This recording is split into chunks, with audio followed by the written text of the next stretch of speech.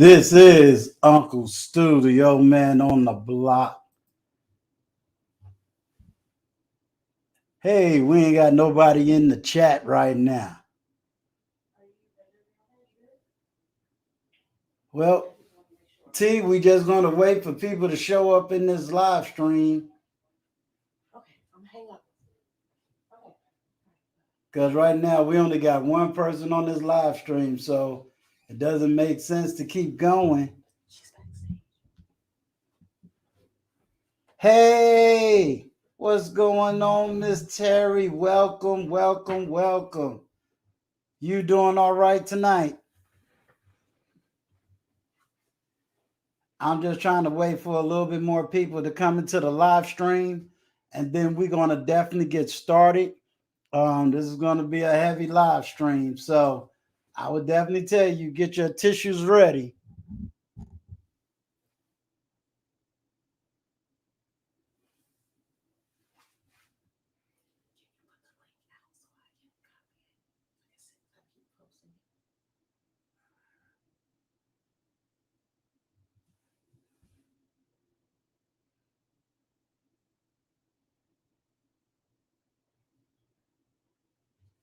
Terry, I'm going to go to the back, and I'm going to come right back out in a few minutes.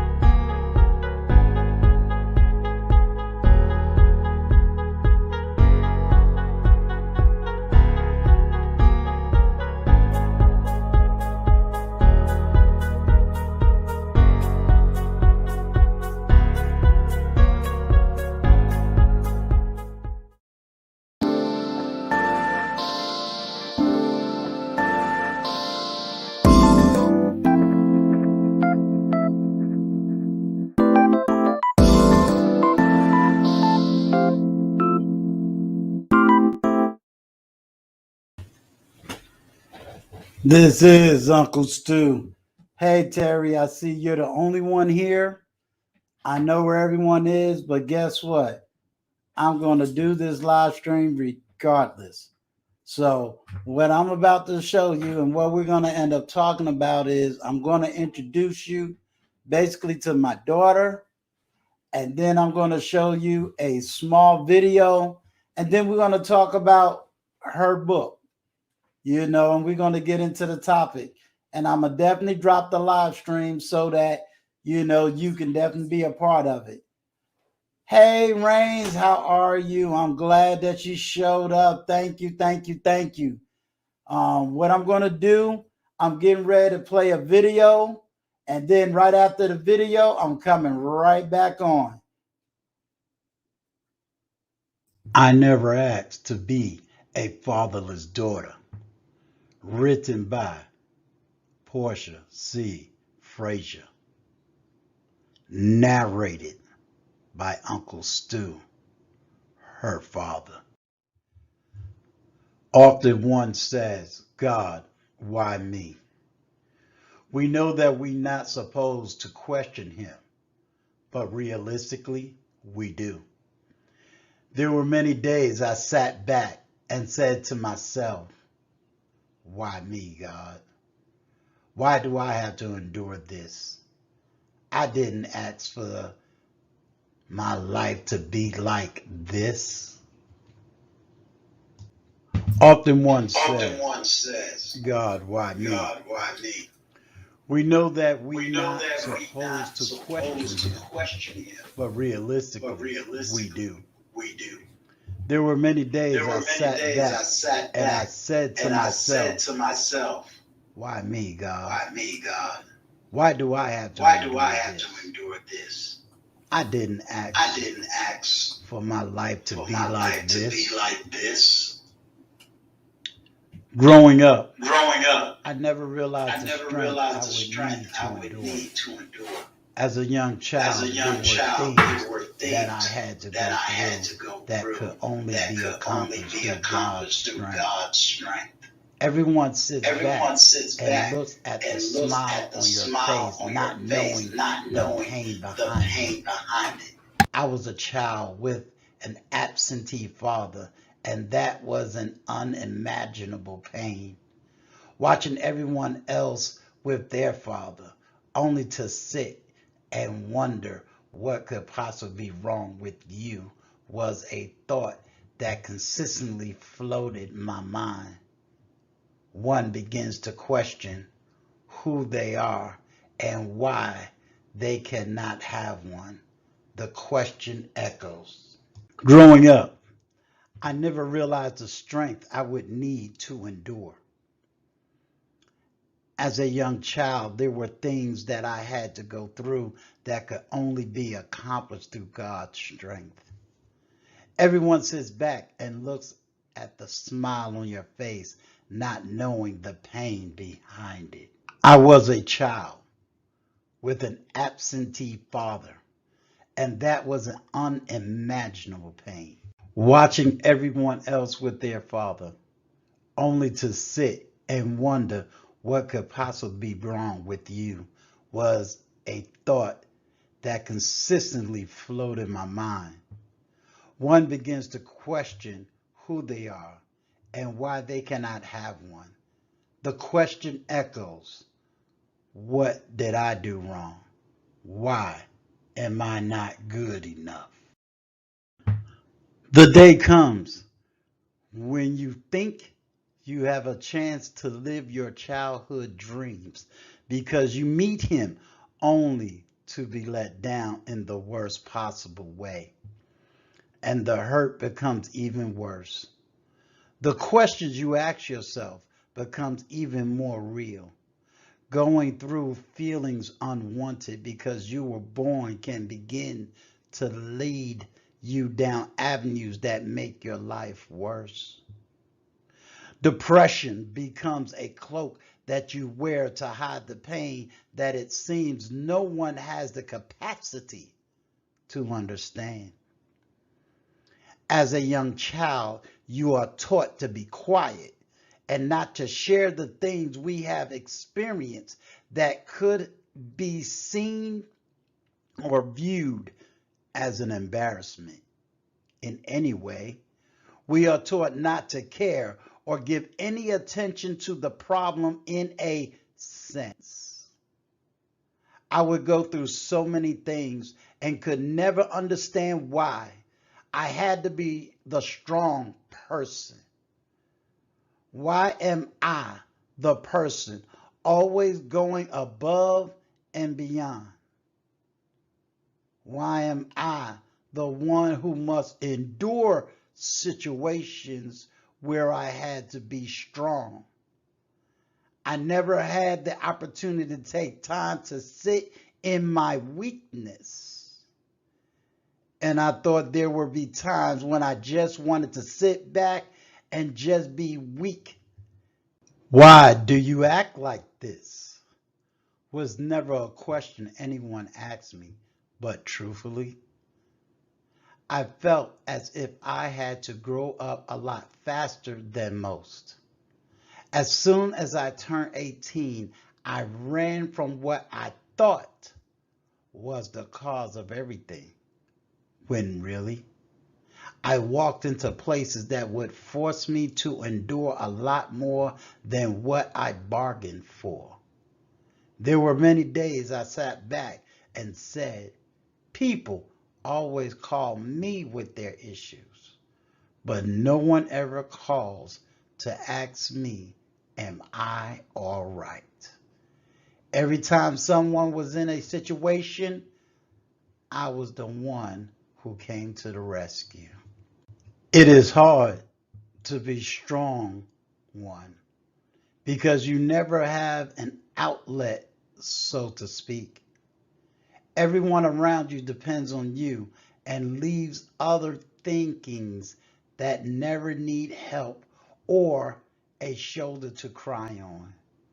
There are plenty of times that I could just cry myself to sleep because I had no one to talk to or call just to vent or pray with.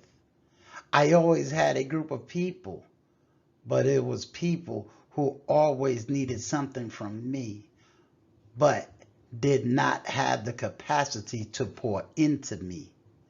Being strong can be a blessing, though, because it is not something most can handle or endure, a badge of honor to speak.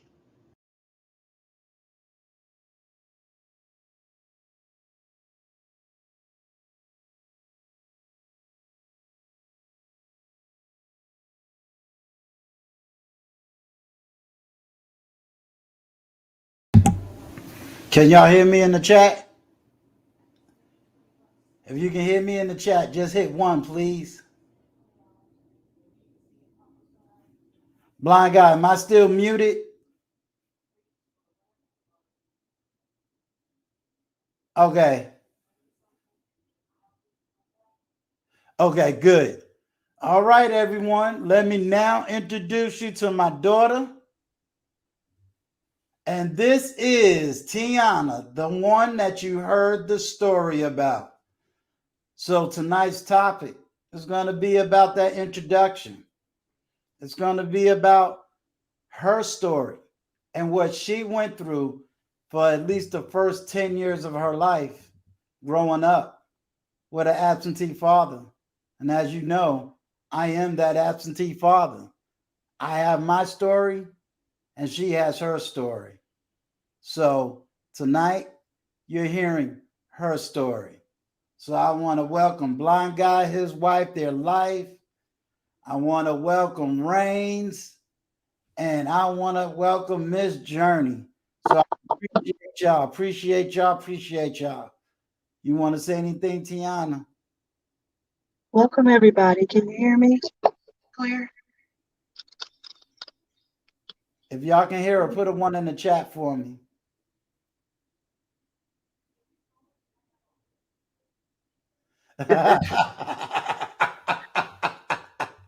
Okay.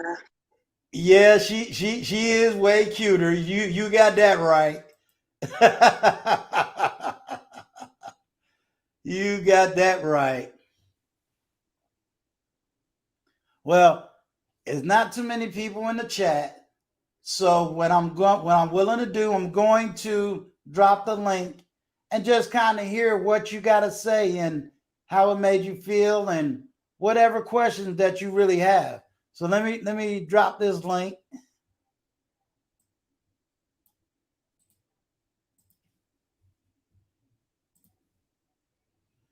Greetings, my brother. Greetings.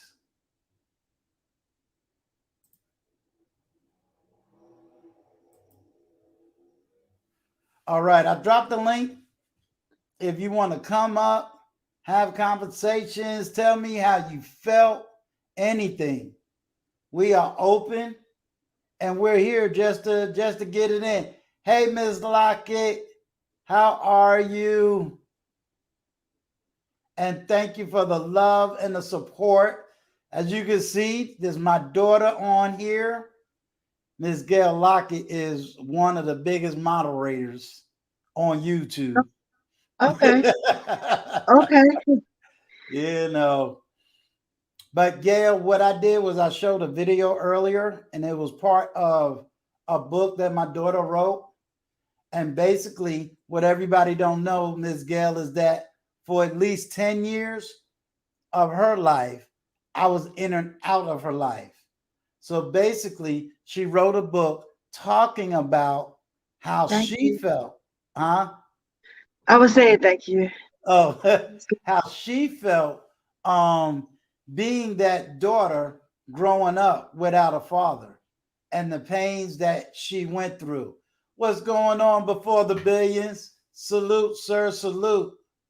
So I dropped the live stream, but if y'all want me to show the video again, let me know. Me and my daughter can go to the back and we can show the video one more time. So y'all let me know what you want me to do.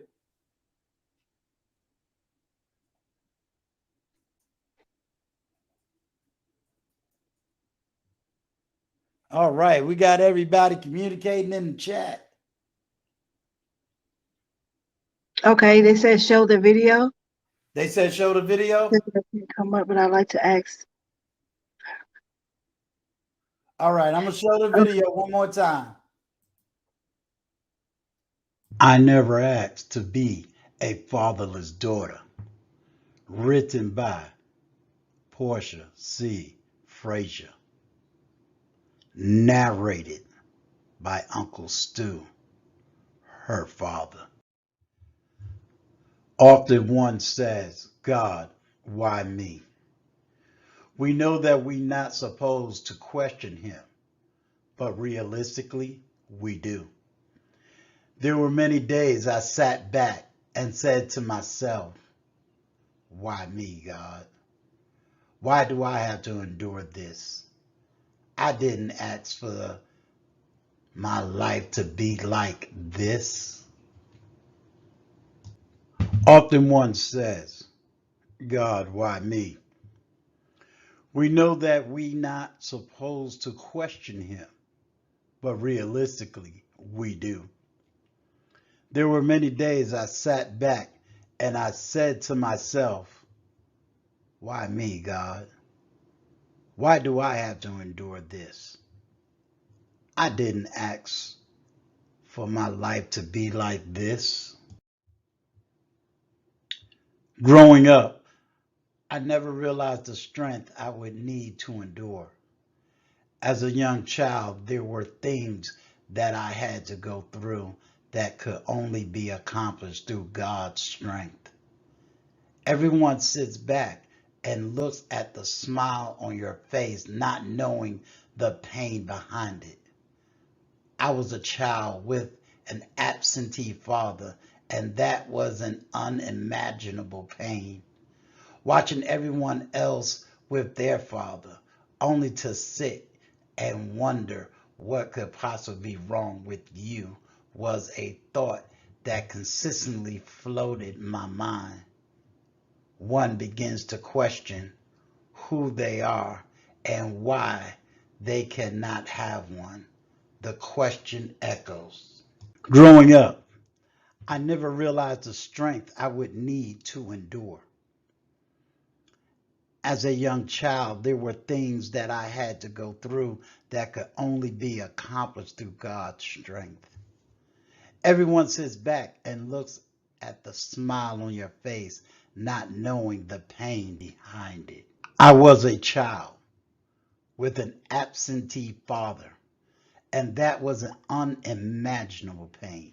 Watching everyone else with their father, only to sit and wonder what could possibly be wrong with you, was a thought that consistently flowed in my mind. One begins to question who they are and why they cannot have one. The question echoes, what did I do wrong? Why am I not good enough? The day comes when you think you have a chance to live your childhood dreams because you meet him only to be let down in the worst possible way. And the hurt becomes even worse. The questions you ask yourself becomes even more real. Going through feelings unwanted because you were born can begin to lead you down avenues that make your life worse. Depression becomes a cloak that you wear to hide the pain that it seems no one has the capacity to understand. As a young child, you are taught to be quiet and not to share the things we have experienced that could be seen or viewed as an embarrassment in any way. We are taught not to care or give any attention to the problem in a sense. I would go through so many things and could never understand why I had to be the strong person. Why am I the person always going above and beyond? Why am I the one who must endure situations where I had to be strong? I never had the opportunity to take time to sit in my weakness. And I thought there would be times when I just wanted to sit back and just be weak. Why do you act like this? Was never a question anyone asked me, but truthfully, I felt as if I had to grow up a lot faster than most. As soon as I turned 18, I ran from what I thought was the cause of everything, when really, I walked into places that would force me to endure a lot more than what I bargained for. There were many days I sat back and said, people always call me with their issues, but no one ever calls to ask me, am I all right? Every time someone was in a situation, I was the one who came to the rescue. It is hard to be strong one because you never have an outlet, so to speak. Everyone around you depends on you and leaves other thinkings that never need help or a shoulder to cry on. There are plenty of times that I could just cry myself to sleep because I had no one to talk to or call just to vent or pray with. I always had a group of people, but it was people who always needed something from me, but did not have the capacity to pour into me. Being strong can be a blessing, though, because it is not something most can handle or endure, a badge of honor to speak. All right. Tianna, you able to see that question that's up there? Blind guy, his wife, their life. I was on Yeah. their live show. They got one and it starts around 12. It's for about an hour. It's a good show. Very good show. But they Okay. asked the question, I'm cooking and can't come up, but I like to ask Tianna what her favorite part of being closer to you, I guess me, now has been. Okay. So it's all a process. I'm gonna start there. This hasn't been for a very long time. We are in the present. And if I can keep it hot, Keep open, it hot. honest, and transparent, um, we're still working. It is a process, um, but it does give you a sense of peace, if you will, um, where you don't have to wonder all the time about, you know, is this real this time? Is this fake this time? Is it? You don't have those questions. You don't have to wonder anymore because you have a sense of peace within yourself. All right. So that answers Um, the question. yeah. The other question that seems like he's Iana Rain says depressed children grow up to be depressed adults. I totally So agree. I yeah, totally agree. I I went through thought to that. depression as an adult, not only as a child, but as an adult. Um, so yes, I totally agree with you. I don't want to go into detail because I recently came out with another book where I speak on um, depression and how to deal with that. But I did go through depression as a teenager. I also attempted suicide as a teenager. So I totally agree with what you're saying. Um, and I do think it is something that needs to be addressed because of being taught in our community that counseling and speaking out is taboo. Um, that's I know you got it in your other book, your last book, and we got to get through the first book. Um, Yeah. let's kind of just get it in your words now. You know, how did it feel to be without me? For that in and out for the first 10 years. I mean, we went over it in the video, but just now.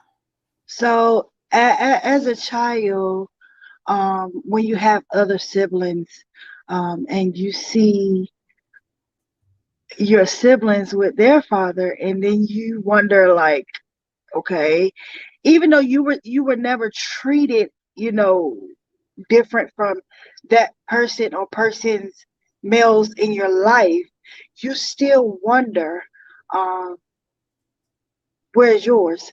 And then there's other aspects that play a role into that, right? So you just, what's the word? It gives you, it makes you feel like something is wrong with you because you feel unwanted. Um, and you begin to experience different feelings and emotions that you as a child do not understand. So it can lead you into thinking different thoughts within yourself that may not be valid, but because of the situation, it makes one feel that way. Let me ask you this question. Because your dad be all over these YouTube streets. But there's a lot of women, and I'm gonna sound a little sexist. A lot of women believe that they can raise a child without a father. How do you, now that you had to endure that? Not to say that your mother did that directly, but Right. I just want to I, touch I on that. from my experience, and then also, you know, being of a certain age. I'm not old, but I'm not that age. But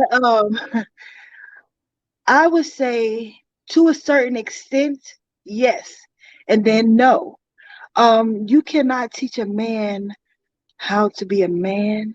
Um, there's just certain things you can't. Just like a man can't teach a woman how to be a woman. I just, there's things you cannot teach me as a man, that I need to know as a woman.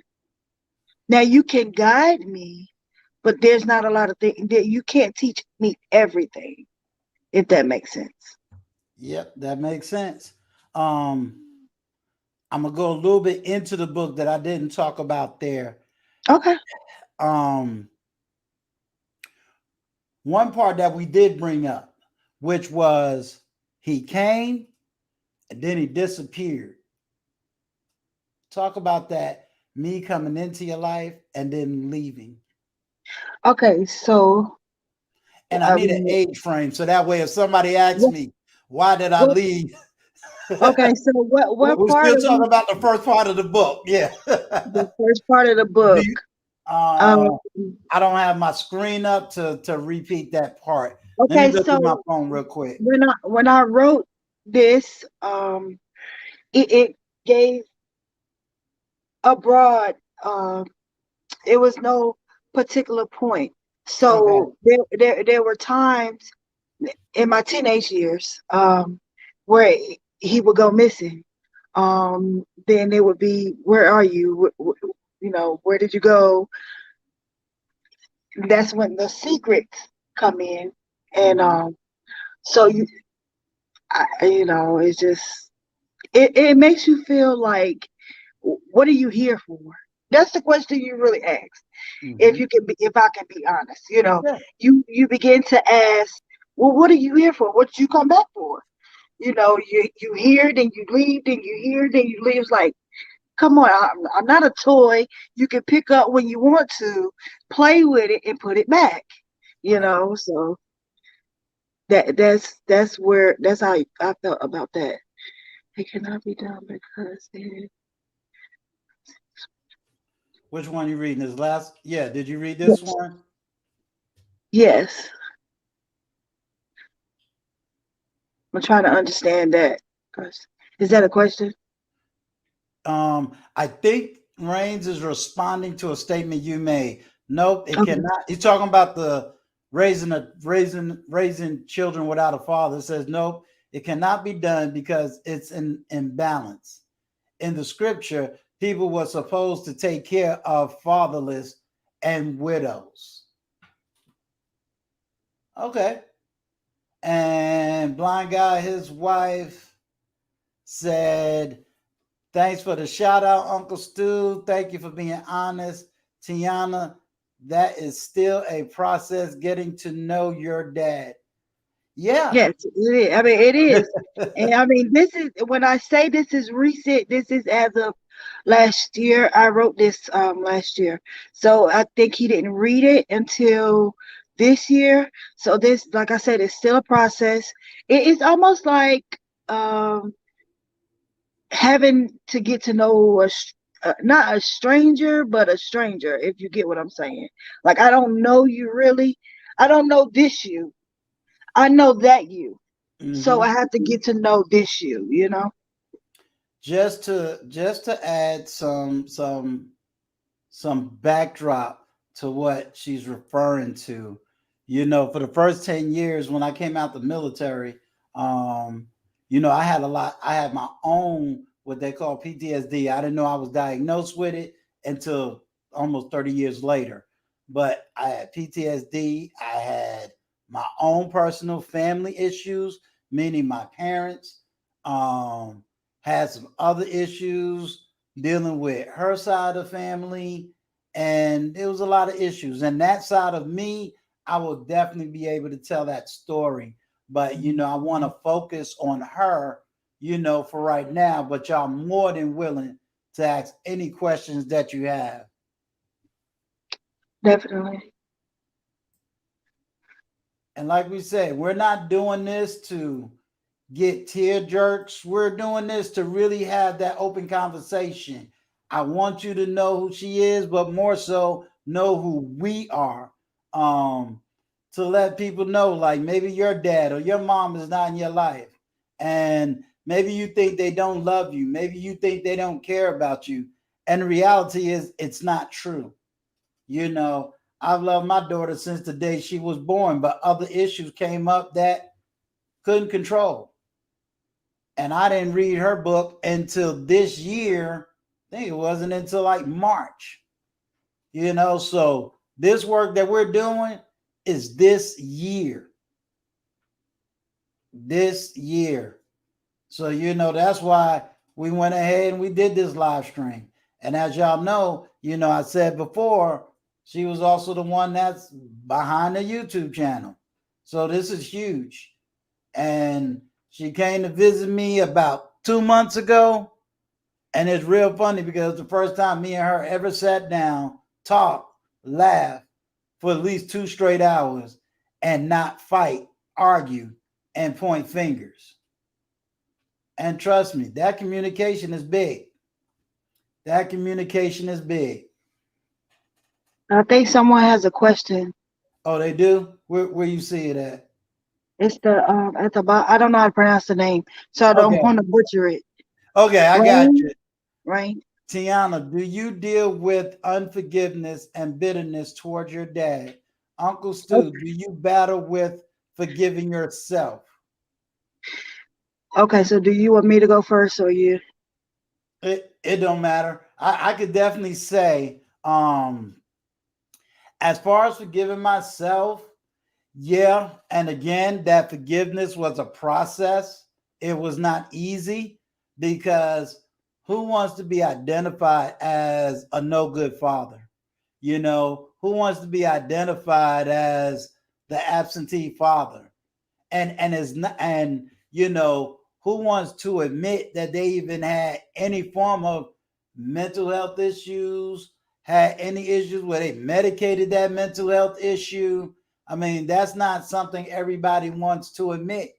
But I had to forgive myself, definitely. And I had to go through the healing process myself.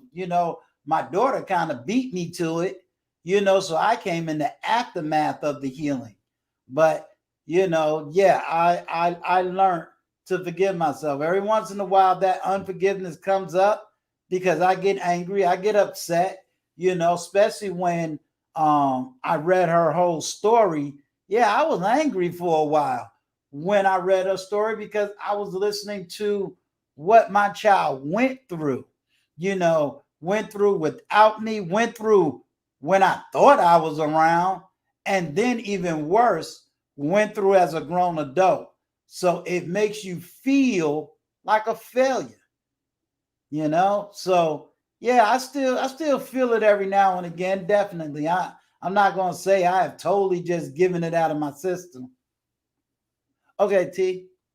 Okay, so do I deal with unforgiveness and bitterness towards my father? Um, I've already dealt with that, and let me go back to that.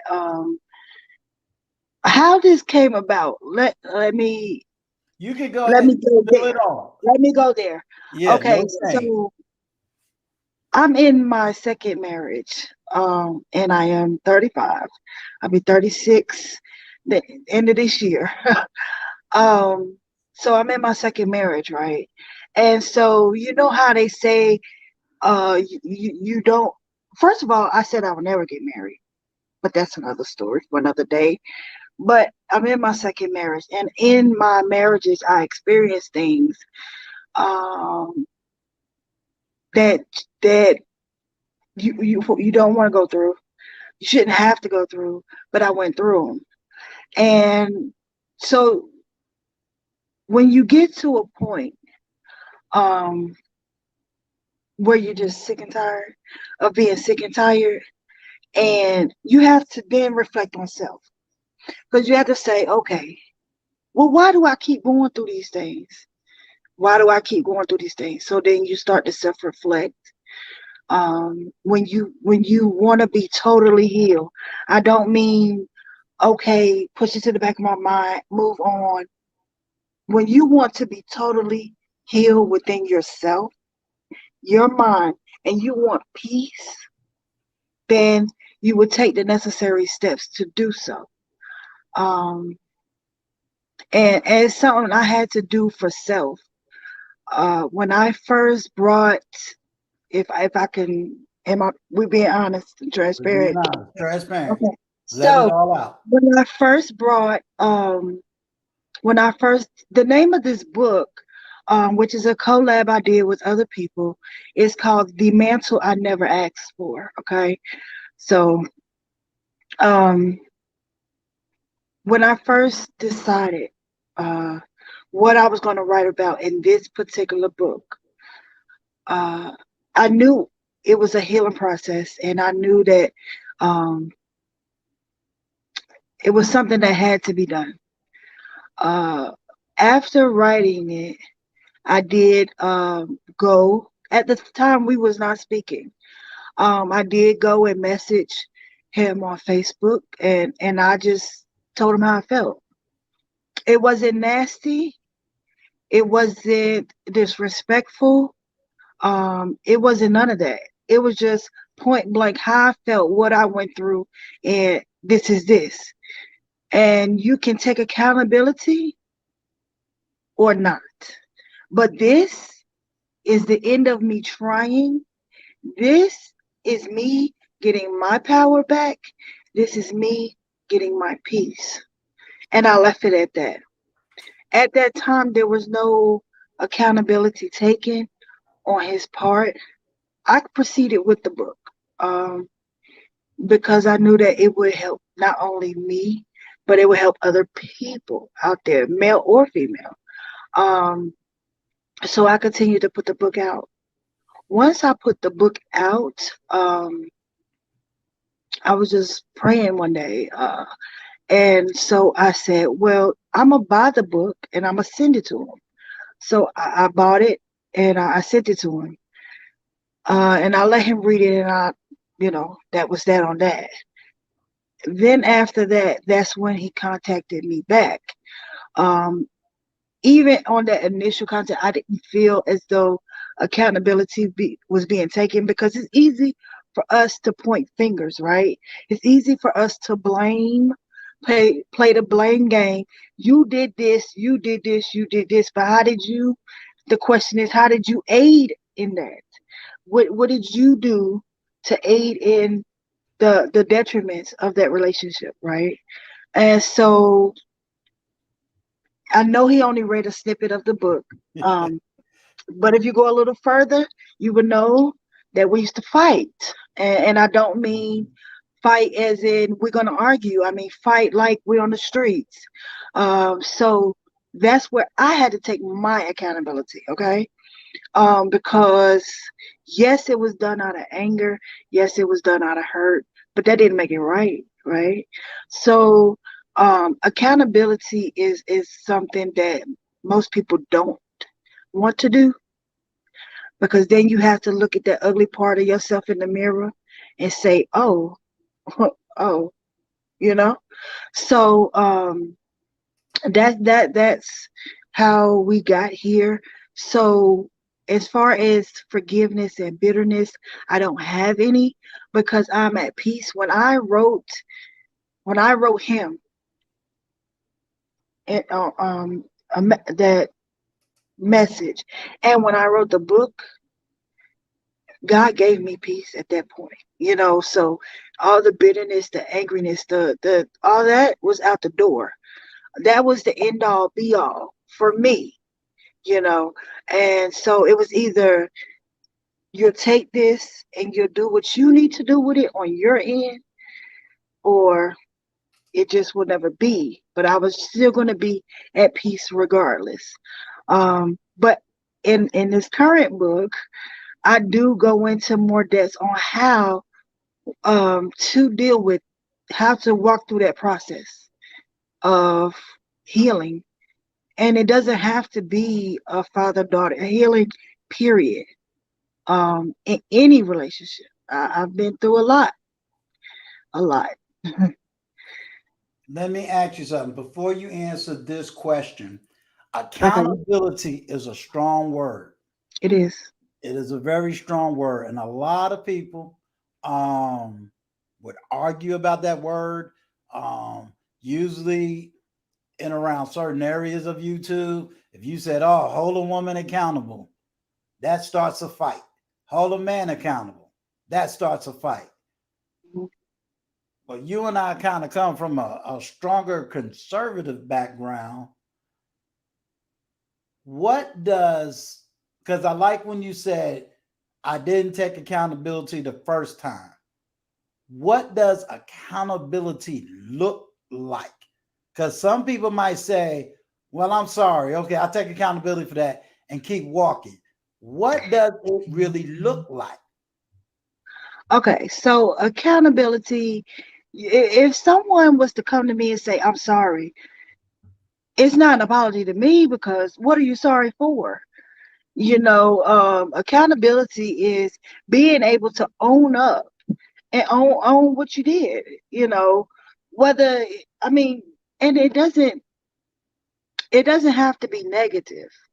Um, you can take accountability and say, look, I said this in this manner, right? And I didn't mean it that way. But now that I know that it hurt you, I take accountability and I apologize to you. So it's all in how you do it. But again, people don't want to look in the mirror. And I mean really look in the mirror at themselves and say, I got some junk in me that I need to deal with. You know, Mm-hmm. people want, this mask, they want to wear a mask. And it's time to take the mask off. If you want total healing and peace in your life, you have to take the mask off. Let me ask you this question. Is that taking the mask off? I hear a lot of times, because for you and I, we was able to have that conversation where I learned about what you was going through. You learned about what I was going through. But I'm always hearing the conversation. My dad just walked out of my life at 3. My dad just walked out of my life at 5. Um, he just walked out and never came back. Based on your experience and maybe some of the people you've been around, um, now that you've gone through this situation, how accurate would you say, or would you say that's an accurate statement, or would you tell those people to go search out their father and kind of get his side of whatever the story is? Okay, to me, it's situational. Um, so I wouldn't tell every single person, well, go find your dad and you. No, I wouldn't do that. It is situational. But what I will say is you you have to get peace. Otherwise you will begin to see cycles in your life, okay? Um, and to end those cycles, to stop the 360, you're gonna have to do a 180. So in order to do that, in order to get healing within yourself, you're gonna have to process some things. Um, and find out, what it really is. And if you can't get those answers, right, um, you have to just go to God and ask Him for that peace that surpasses all understanding, and He will give that to you.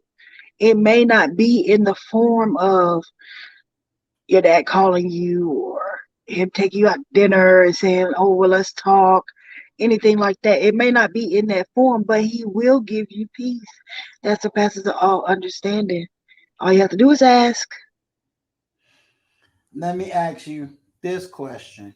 Because this is something else that kind of comes up. So I want to see how you handle this one. People would say, well, my child's going to be all right because they got their grandfather, they got their aunts, they got their uncles, they got all these men.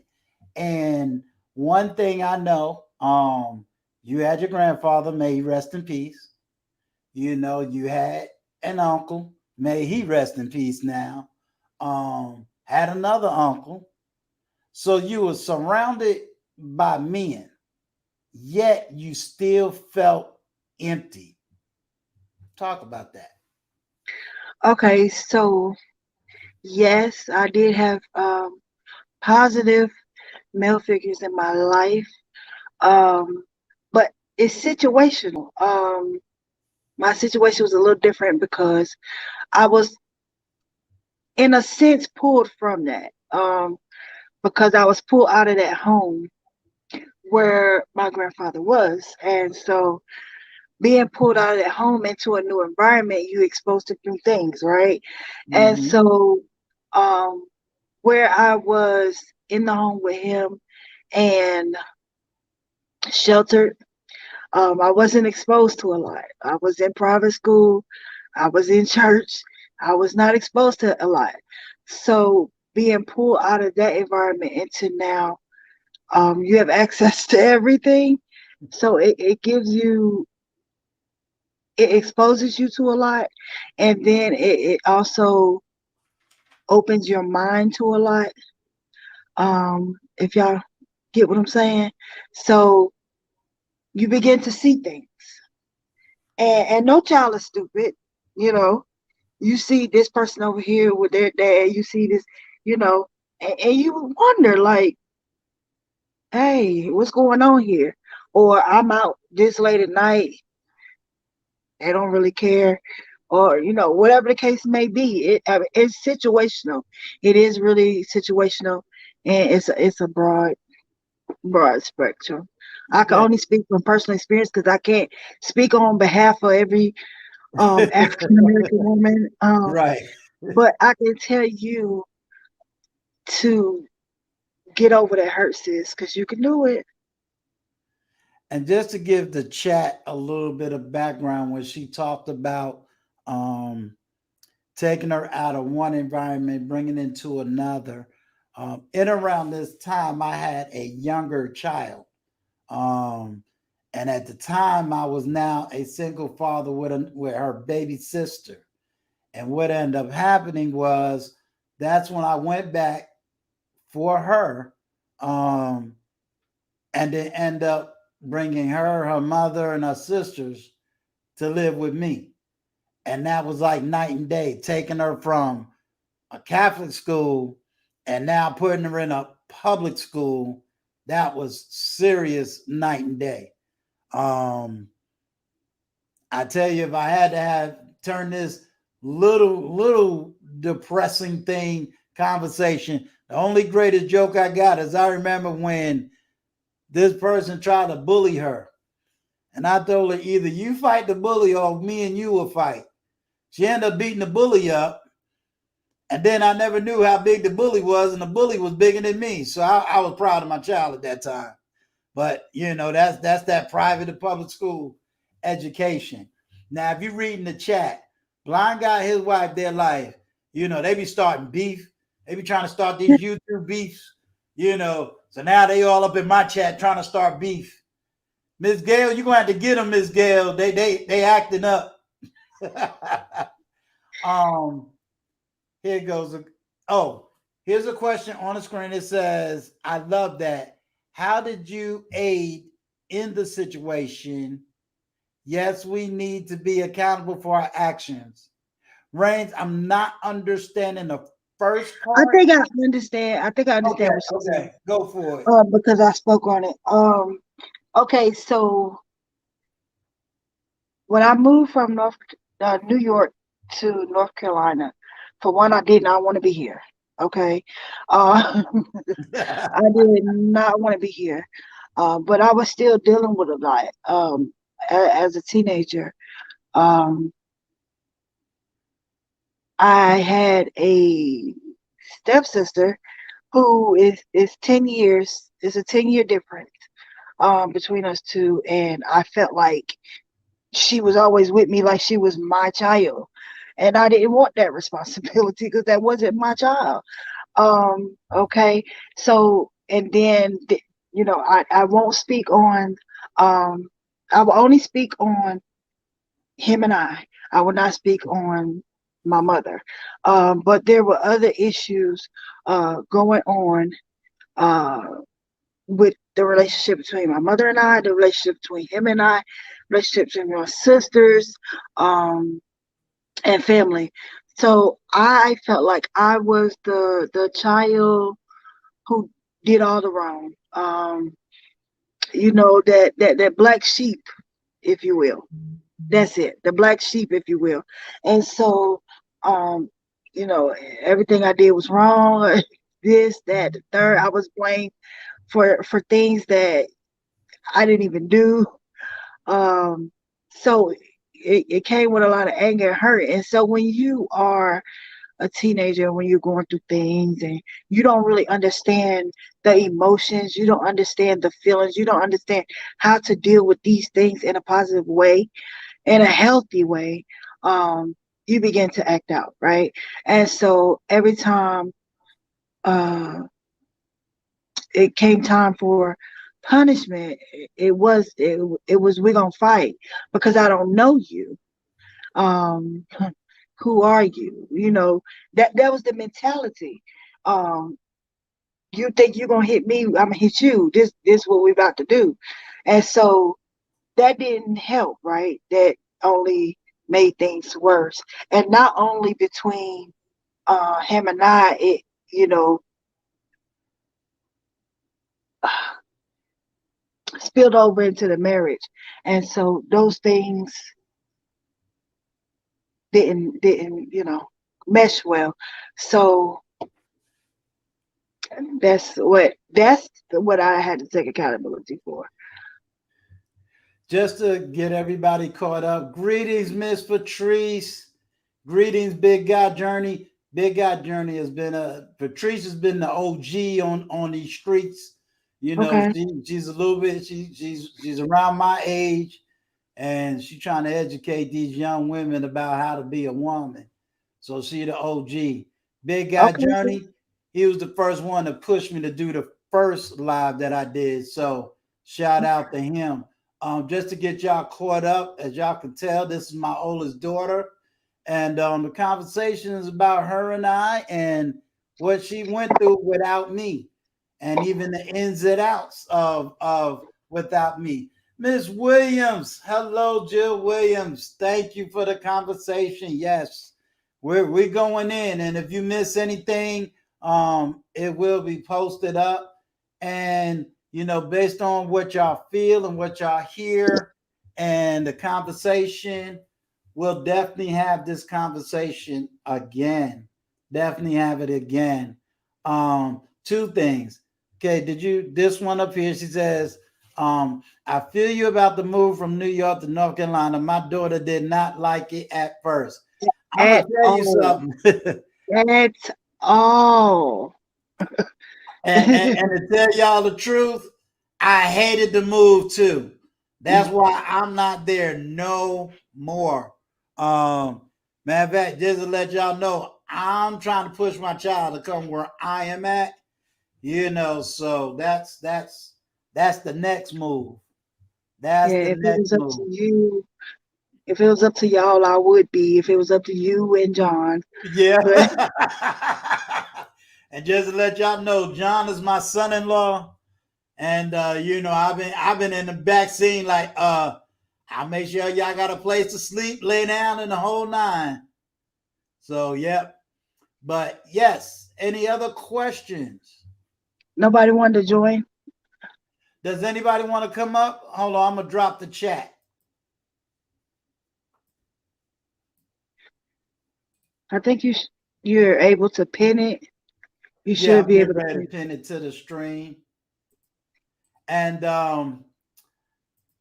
blind guy, his wife, their life said, now that they know that you know how to fight a big bully, they're not gonna mess with me no more. But see, they got to worry about this other lady that's now in the chat, Miss B Finesse. So, blind guy, his wife, they're like Miss B Finesse in the house. So now you got to deal with her. See.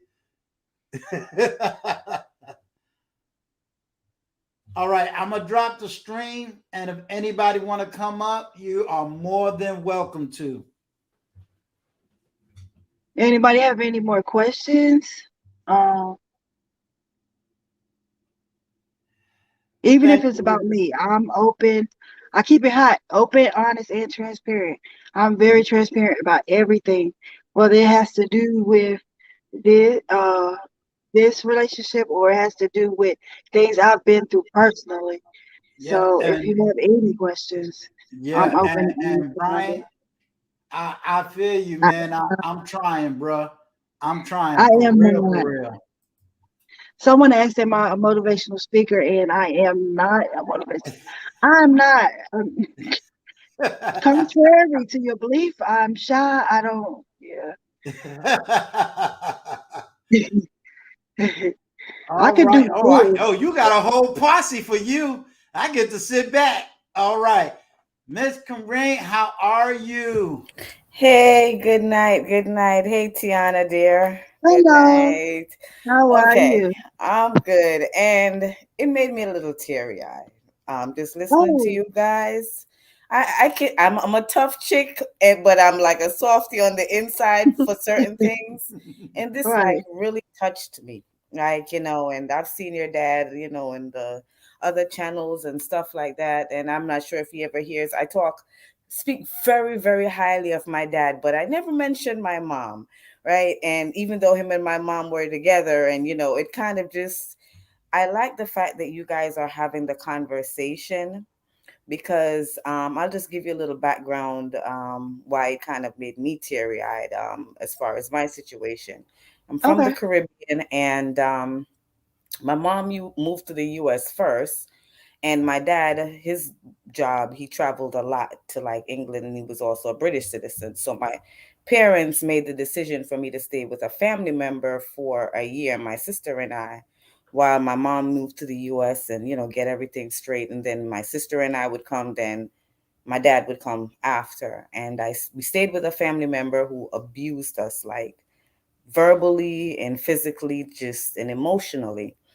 And the person that I blamed was my mom for it. So my mom and I are never close.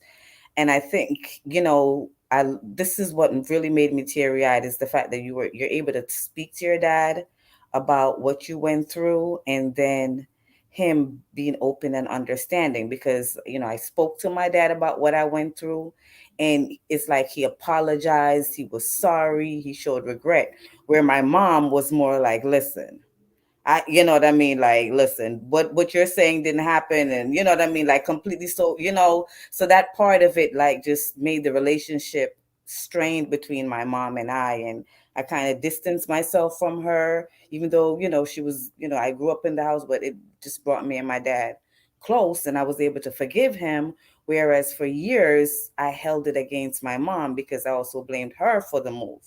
So, and I made the comment about, the forgiveness is for yourself, because when you don't forgive that person, sometimes, especially as a teenager, sometimes you engage in like self-destructive behavior, and it carries on to adulthood and things like that, to where, what, you just have to let it go and forgive, so you can heal and just move on. And sometimes, you can't wait for someone to like just take the accountability themselves as well. You have to do it for yourself. So I'm happy that you and your dad have rekindled. I wish you guys the best. And you seem just like a thoughtful young lady. And your dad is thoughtful. He's being transparent. And I just, wish you guys well on your journey to, rekindling your relationship. And the North Carolina thing, like, I had relocated, and my daughter, she hated it too. Like, we ended up moving back to New York, eventually, but like, oh, she hated it at first because, It's a leaving. difference. It's Yeah, a yeah. difference. And then Yeah. it's like, as a kid too, I think what it is, you don't have a choice in the matter. No one asks you, do you want to? It's Right. like, listen, this is what this is going to be a big change in your life, and no one asks you anything. And what I Right. had to do too, but even with my daughter, I'm like just so open with her. So we have a great relationship, because I tried to be the opposite of my mom. But so, I told her, looking back, maybe I shouldn't have just dragged her across, just because, we felt like that would have been the best thing for the family at the time, or just to take her feelings into consideration. Not to say that a child is going to necessarily, you know, uh, make the decision and the what we, what we do, but I didn't really consider her feelings and how it would have affected her as a child going to a new school and a completely new environment and stuff. So Well, I'm gonna address something that you said. When my daughter first texted me, she texted me through Facebook. mm-hmm, And I'm not going to lie to you, I did not receive it too well. As a matter of fact, I received it as an attack and as a blame game, mm-hmm, where, my reaction was not, oh God, let me tear up. Oh, I receive it. Hallelujah. Praise the Lord. That's not what I did. Um, I Not went at all. ballistic. I went mm-hmm, totally ballistic. I started talking about everybody else, but I never looked at my part. Um, the hardest thing as a parent is to recognize there's areas where you failed. Is to recognize, even if you didn't play a part, is to be able to recognize that your child was hurting even when you didn't realize she was hurting. mm-hmm. you know um there's areas of her life that, in her adulthood, you're finding out that she went through things, and you're like, wait a minute, why I didn't know about this, why I wasn't able to do something. But at the same time, you also trying to deal with personal issues, you dealing with outside family issues, which I haven't exposed, but I definitely will expose it, because there's some other areas that kind of gives the big picture. You know what I mean? Mm-hmm. So it's a thing of, when you really don't know what the parent is going through, it's hard to relate, Yeah. you know, and so I don't want you to think that, my daughter just wrote one letter and I just said hallelujah. No, this was a struggle. And it wasn't until this year, because she wrote the book last year. She messaged me on Facebook last Last year. It wasn't until I read the book that you heard me read tonight. And if you didn't hear it at the beginning, I'm going to keep the stream up. It wasn't until this year that I was able to read the book, receive her as an individual, and receive her experience, and was able to accept her as she is now. And at the same time, for me to be in the process to say, okay, let me tell you what dad went through the military. Let me tell you what dad was going through for at least 6 years in and out of your life. It was not excuses. It was just letting her know my experiences. Trust and believe. If I can do it all over again, I would. And I would know how to do it a different way. Yeah. But there was other situations that she had absolutely no control over. There was other situations that she had absolutely no clue about. So sometimes in a lot of these conversations, I try to get, especially with her having the experience, I try to get kids to say, hey, there's some things you might be looking at, but you may not have a full interpretation of what you're looking at. Oh, oh, excuse me. You may not know what you're actually looking at. So it's a lot. And so, that's why we on here. We're gonna have that, in almost in Miss B Vanessa's statement, we're gonna have a tough conversation.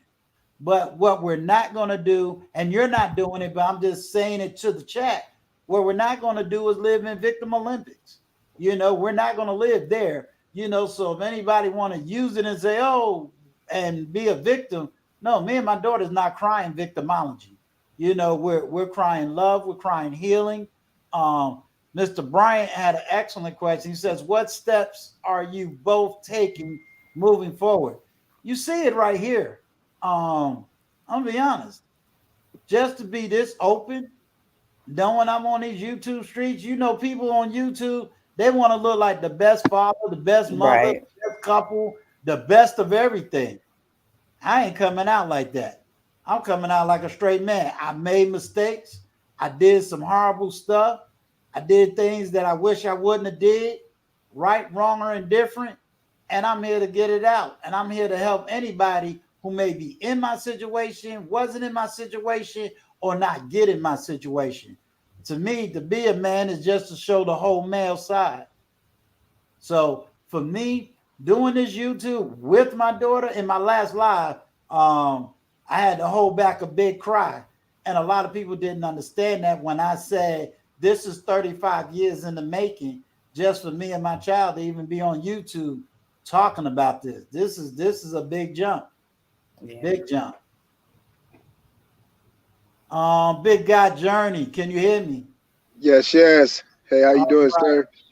What's going on, my brother? Man, everything is great, man. Just wanted to come up and show my support. I appreciate you. I appreciate this conversation, although I have not heard the entire thing. I'm going to definitely do the replay. But I think the stuff that I have heard, man. I mean, you're just dropping facts like always, and I'm happy you touched on the part about you not you not being able to read it at first and look at things from her lens. Mm-hmm. One of the things that I had to learn as well is that you can live in the same house as a person and y'all both have two totally different um understandings of the experiences that went forth. And I'll give you an example. My mom used to say, "You pitiful," right? And my Mm-hmm. sister, it cut my sister like a knife. My sister held that, but it just like to me, it just went off my back like water. And so children tend to interpret things different. And so when we can pull ourselves out of our emotions and where we are and look at it and say, you know what, let me look at this and see, where they are. And that's what it seems like you did with your daughter. And like that takes a lot, man. I mean, that takes a lot. And so I appreciate the fact that you're even addressing that, especially addressing this live. Like you said, I did a similar video like this with my mother. And you do Mm-hmm. have to, you got to put some work in to get to this point where you're doing this in front of everybody. So I didn't want to congratulate. I mean, I just want to congratulate you and your beautiful daughter.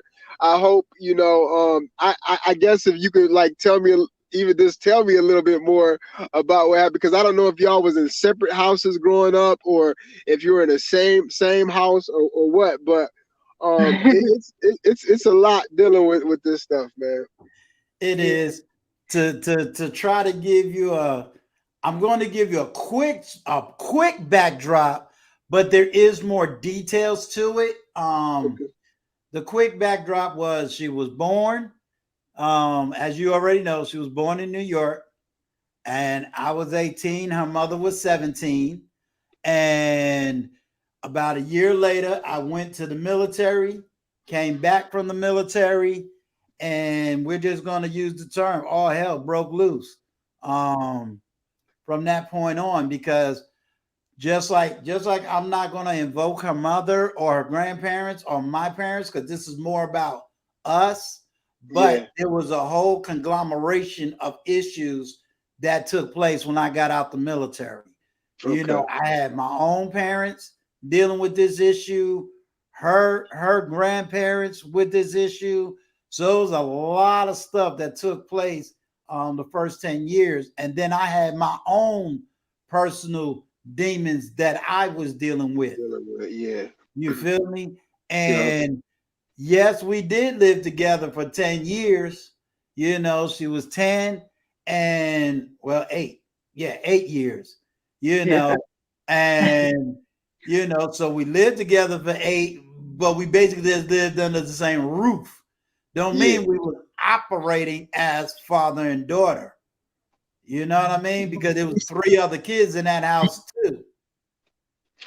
You know, I was and okay, so I was talking to my nephew's father, and I was trying to convey to him that because he's pretty absent a lot of times you can look like the hero to your children while you're absent, because every time they see you, it's only on good terms. But when you are living in a house with someone, you can't really keep up that facade. And so what's your daughter's name? What's your name, man? Tianna. You call me Tiana. Tiana, okay. And so this like the stemming of your problems, um, do you feel like it was basically because you saw him every day and it was something where like it was a lack of him being in your life? Like was it like a longing that you like wanted your father to be more present, or like what kind of like what did it stem for you as looking from the eyes of a child? In my eyes at that point, I felt like I had associates, and and I now as an adult, I think it's because we all grew up together. Um, basically, they were young, as he stated. My mom was 17, he was 18, and so I think that I just wanted parents, a mother to be a mother and a father to be a father. But I think at that time they couldn't give me what they didn't know. But I didn't know that then, if that makes sense. Sweet. And so I know the guy Vaughn, I think is the guy up this on it right now. He said, "What are you doing to?" I know your dad has already answered this, and I think that you have to already have done some work to get to the place that you are. But where did it start? Where did it start? Like that forgiveness or that healing process? Like what brought that on for you? Okay, so what brought that on for me? Like I said, I'm in my second marriage, and um, there were some things in my marriage that I experienced um, that took me to a point of that depression and that suicidal thoughts. And he was here physically. My dad was here physically, Mm-hmm. but was not here uh, Emotionally. emotionally, anything like that. And so I was going through something, and I got tired. I got tired of being hurt from men. I got tired of being hurt from him. I got tired of being hurt from my mother and my sister, just everybody. I just got tired. And so when you get to a point where you're really tired, I'm not talking about that tired where, oh, you'll go back and deal with it again in 2 to 3 months. I mean that tired where you just want peace in your life, Yeah. and then and only then will you begin to take the necessary steps to heal. I believe in Jesus and I believe in God. So it took a lot of prayer. It took a lot of me. What I don't want to go too much into detail with the steps because I wrote it in a book, and Mm-hmm.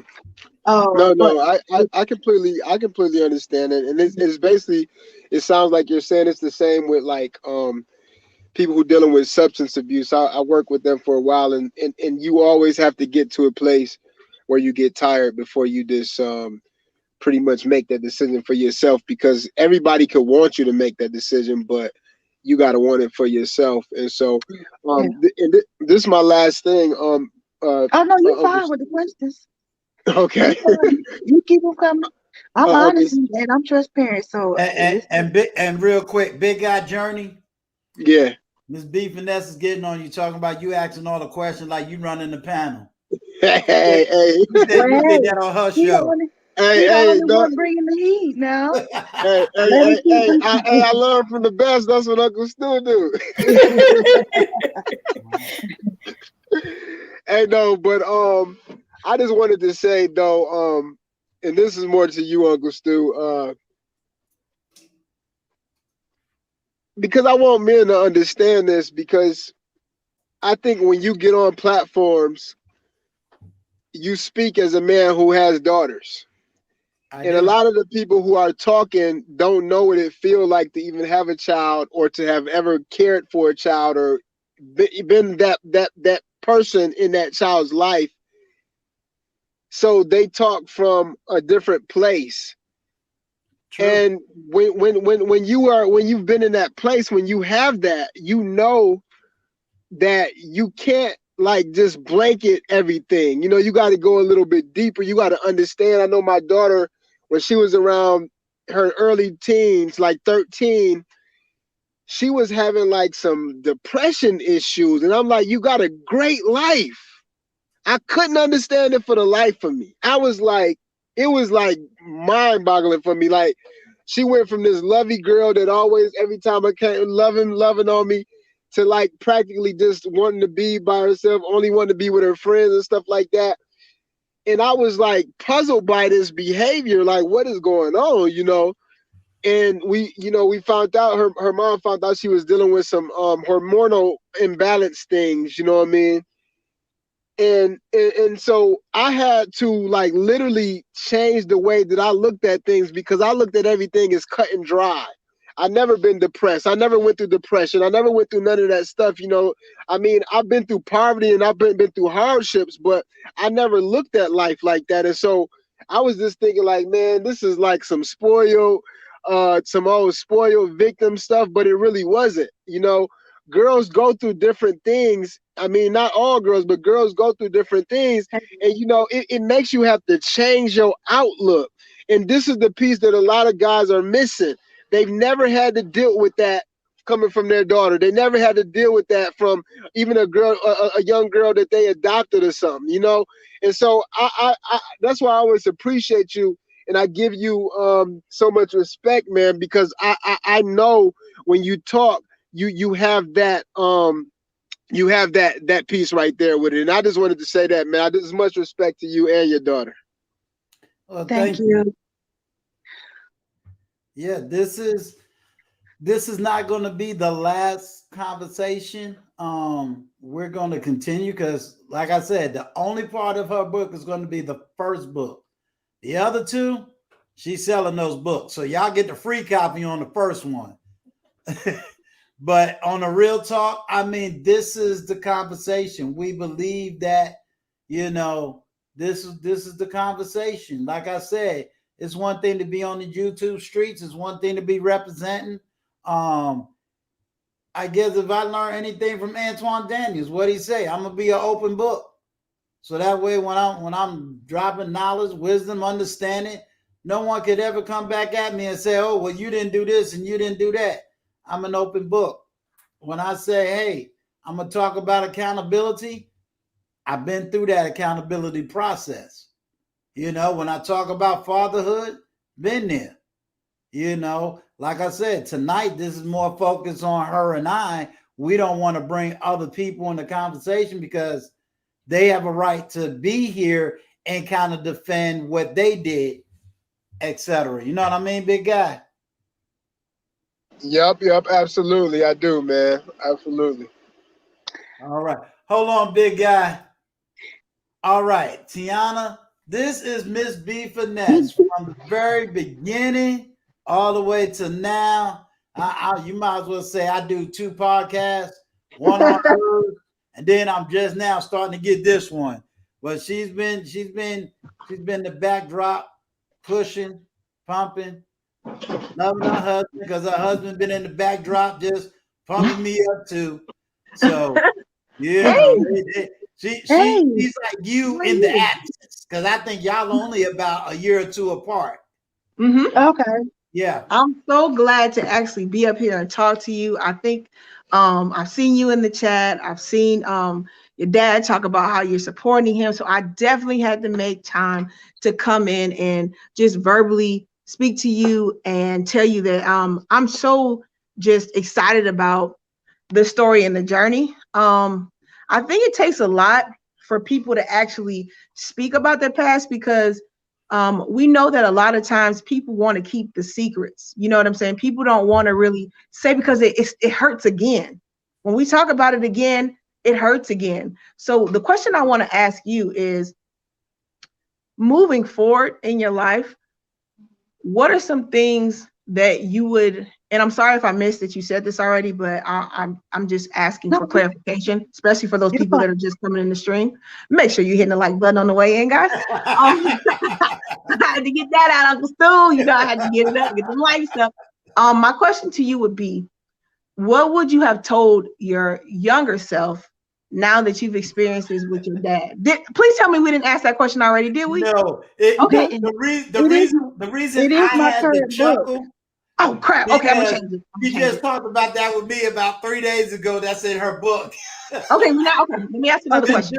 Just So, give her a yeah. little So nugget. if you would like to know everything, the process and everything I would have told my younger self, it is currently on pre-sale. Where is it at? You say it's on Amazon? Where you have it at? I can put the link. I can drop the link in the Yeah, chat. drop it in there. Drop it in there, girl. You got to put it in there so we can support you. Okay, so this is the question I'm going to ask. You said you have a child now? I do not have any children. Okay, I'm getting the kids mixed up. My fault. So my question No, is, you're fine. my question is, you moving forward, how do you feel as far as the topic of redemption and forgiveness? Do you feel that you should forgive everybody? Because I know you said you talked about that you love God, you're a Christian, you believe in that. But do you believe that everybody should be forgiven? Do you believe everybody deserves another chance? And can you tell us why specifically? Okay. So yes, I do believe that everybody should be forgiven. Because the only way God gonna forgive you is for you to forgive, right? So that's something you just have to do. If that's who you believe in. I'm not forcing my views on anyone. But I chose to forgive everyone is because I carried that for so long. And it led me to two different avenues, if you will.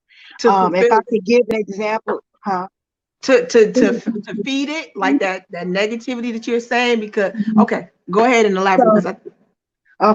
So when carrying, I'm gonna speak on just our relationship. When carrying the unforgiveness, the hurt, the pain, you allow yourself to accept things, things that I accepted in marriage. My husband cheating on me, and just sitting there like, oh, okay, well, nobody else is gonna want me. This is what men is gonna do. They're just gonna hurt me. This, that, and third. So it allows you. It gives room for you to accept things that's not acceptable. Gotcha. So you have to forgive those things. You have to go back and find out where your hurt stem from. Deal with it so that you can go through the process of healing totally, because it is a process. And can you say that you totally are healed at this point? Or do you feel like you still are walking and trying to get healed? Okay, so in certain areas, I'm totally healed. Okay. There is still room for healing on certain issues and certain situations. Some things I have to walk through alone, because I know that certain people will never give me that. Okay. And so those things I have to allow God to do. Certain things you have to allow God to process, because some people you have to meet people where they are. I'm glad you said that. That's so you true. have to meet people where they are. And some people are not ready to say, hey, I did that, and own it. And so you have to understand that they're not in that place.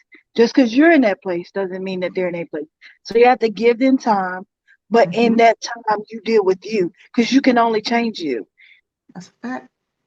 That's a fact. Well, I'm a mic drop on that one, because your daughter she just laid it out right there. I just wanted to come up and show you love, Uncle Stu. I want to show your daughter love. I'm so grateful that you guys are doing this series, because it's going to impact a lot of lives. So did you see what I wrote in the chat, Unc? I'm going to get back and help in the chat. But it's so funny. Right when you said that, Uncle Stu, I literally was telling my husband, I said, look, Big Guy Journey asking all the questions I want to ask, and I got to panel up. And right when I was saying that, literally you said, I said, look how God worked. Because I looked at my husband, I said, did you just hear this? Like, he just read what I said to you.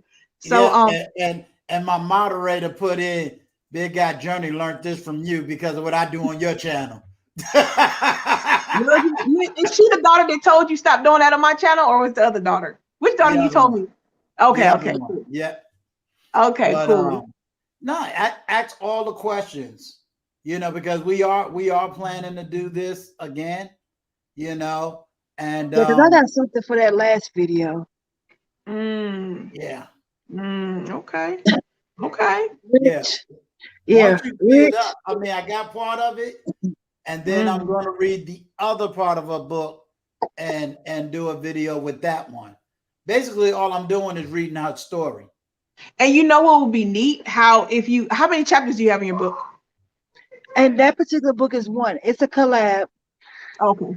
It's a Yeah, so I'm collab. just reading But if y'all want to chapters. support Yeah, me in writing my own book by either purchasing the book Mhm. or purchase it from my business, then go ahead. Make sure you dropping the link in the chat though. You gotta drop your link and make sure you put it on your dad's page in his description.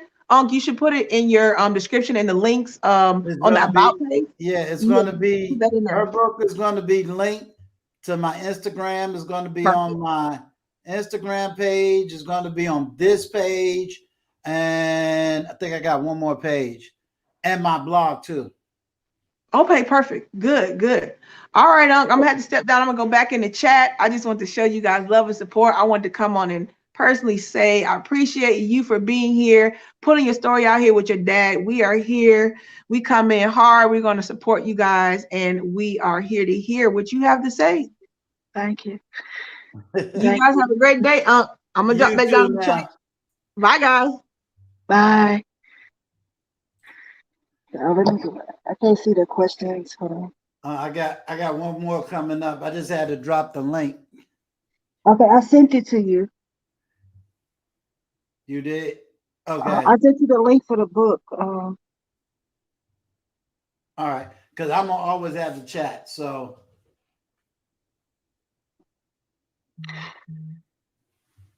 Yeah, so if y'all would like to know more, trust me. I know Uncle Stu has a story. I have a story. Quite a few. Quite a few. Um, but yeah, I'm always open, honest, and transparent. I did used to do YouTube, but I have been off of YouTube for the past 4 years. Healing. Uh, so yeah. Is there any more questions? yeah, I think Blind Guy, his wife, they're linking up now. Okay, good. So just waiting on them to link up. How's everything going, Unique View?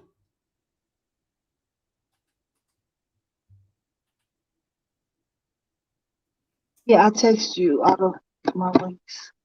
Okay. I got right now I got it on YouTube so I can see certain numbers. Okay, that's fine. What was one of, okay, it's another question. What was one of the good things you and your dad have done in your childhood? Um, I'm sorry that I cannot answer that question because Well, let's be honest. Unique View, I can't answer that question. I'll answer it. Me and my daughter never had a chance to do anything good in our childhood. Right now, this is probably the first thing we ever really did together in over 35 years. Only thing we did good was I got to see her born in the hospital. And for maybe about a good 3 weeks, I was King Dad. After that, this is it. So what you see right now is probably the second most fun I've had with my daughter. First time is when she came to see me, and we sat up here for about 2 hours laughing and everything. Right now, I'm trying to convince my son-in-law to bring her where I'm at.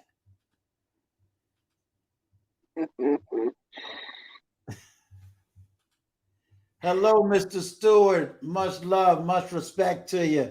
Mr. Stewart was one of the people that changed my name from LA Stewart to Mr. Stewart because everybody kept getting us confused when Oh, we're okay, going on the different platforms. because you have the same initials. Yeah. Okay. And you're absolutely right. Unique View. It is never too late. It's never too late. That's what we're here to do. You know, As where long as you have breath in your body and you are able, and I think that's another thing that the pandemic, if you will, should have taught people. It should have taught people before then, um, but I think that's something that it should have taught people. I learned my lesson before the pandemic.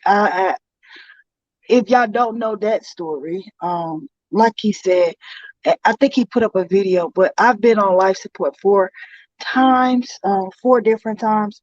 So, you know, um, I learned my lesson how short life is, and how precious it is, and how important it is to have peace, to have people in your life that totally supports you, that's positive. You don't need no negativity. So you're right, it's never too late. yeah, and I mean, like I said, unique view. At least you know that Uncle Stu is open. You know. If I could say this, I'm taking a page out of Antoine Daniels' book, which is, guess what? My whole life is wide open. So I always say, if you're going to do something, you tell your dirt before somebody else try to tell your dirt. Then it don't affect you. You know, it will not affect you. Blind guy, his wife, are y'all coming up? I dropped the stream in the chat. Any other questions or anything else y'all want to know?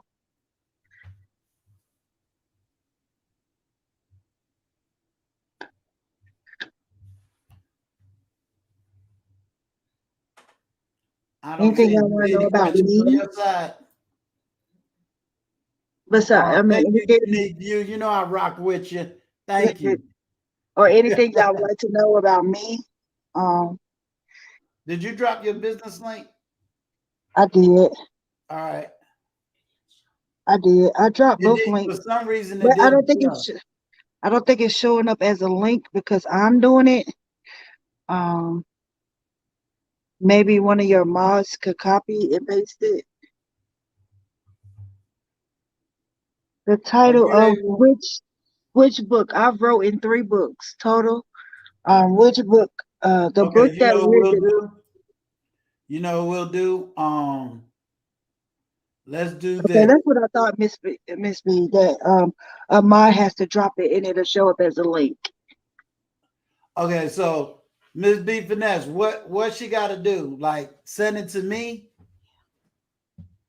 Yeah, I sent it to you. Send it to me, and we'll get that squared away.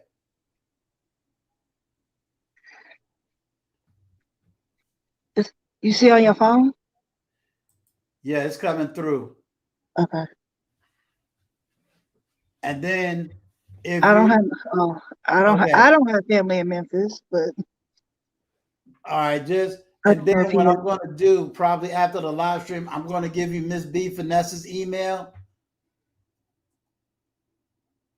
No, we don't. Nah, Mr. Stewart, we ain't got family in Memphis. Nobody in Tennessee.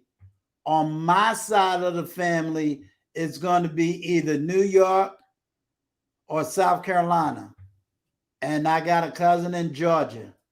But nah, we don't have nobody in Memphis. Okay, I'll do that.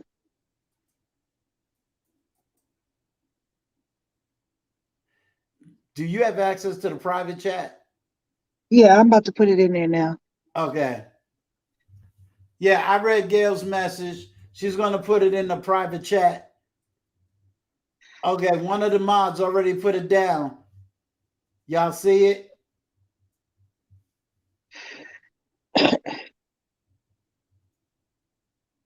So yeah, she got books, hair. I got all of Oh, her it's spelled skincare wrong. products. She forgot to see it, LLC. Okay. Is all right. She dropped off for the moment. She's gonna come back. I think they're trying to get it all right so that y'all can get her business link. And I'm also gonna make sure that that is on my page in every way. You know, Patrice, I'm Okay. gonna tell you something. And let me know if you want to come up, Patrice. You know, Patrice, you're right, and that was one of my biggest issues when I went from New York to North Carolina was not having family. But then part of my story, even if my family was there, I still didn't have family. I'm just keeping it 100.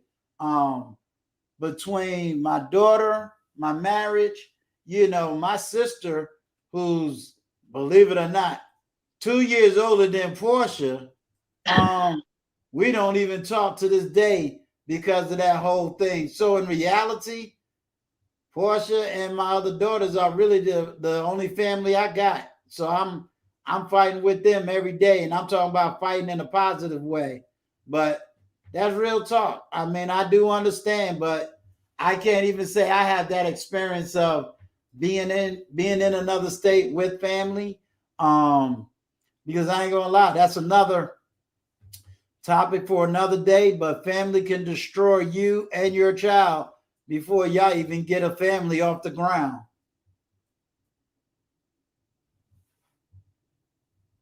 Patrice, I'm gonna drop the link if you want to come up.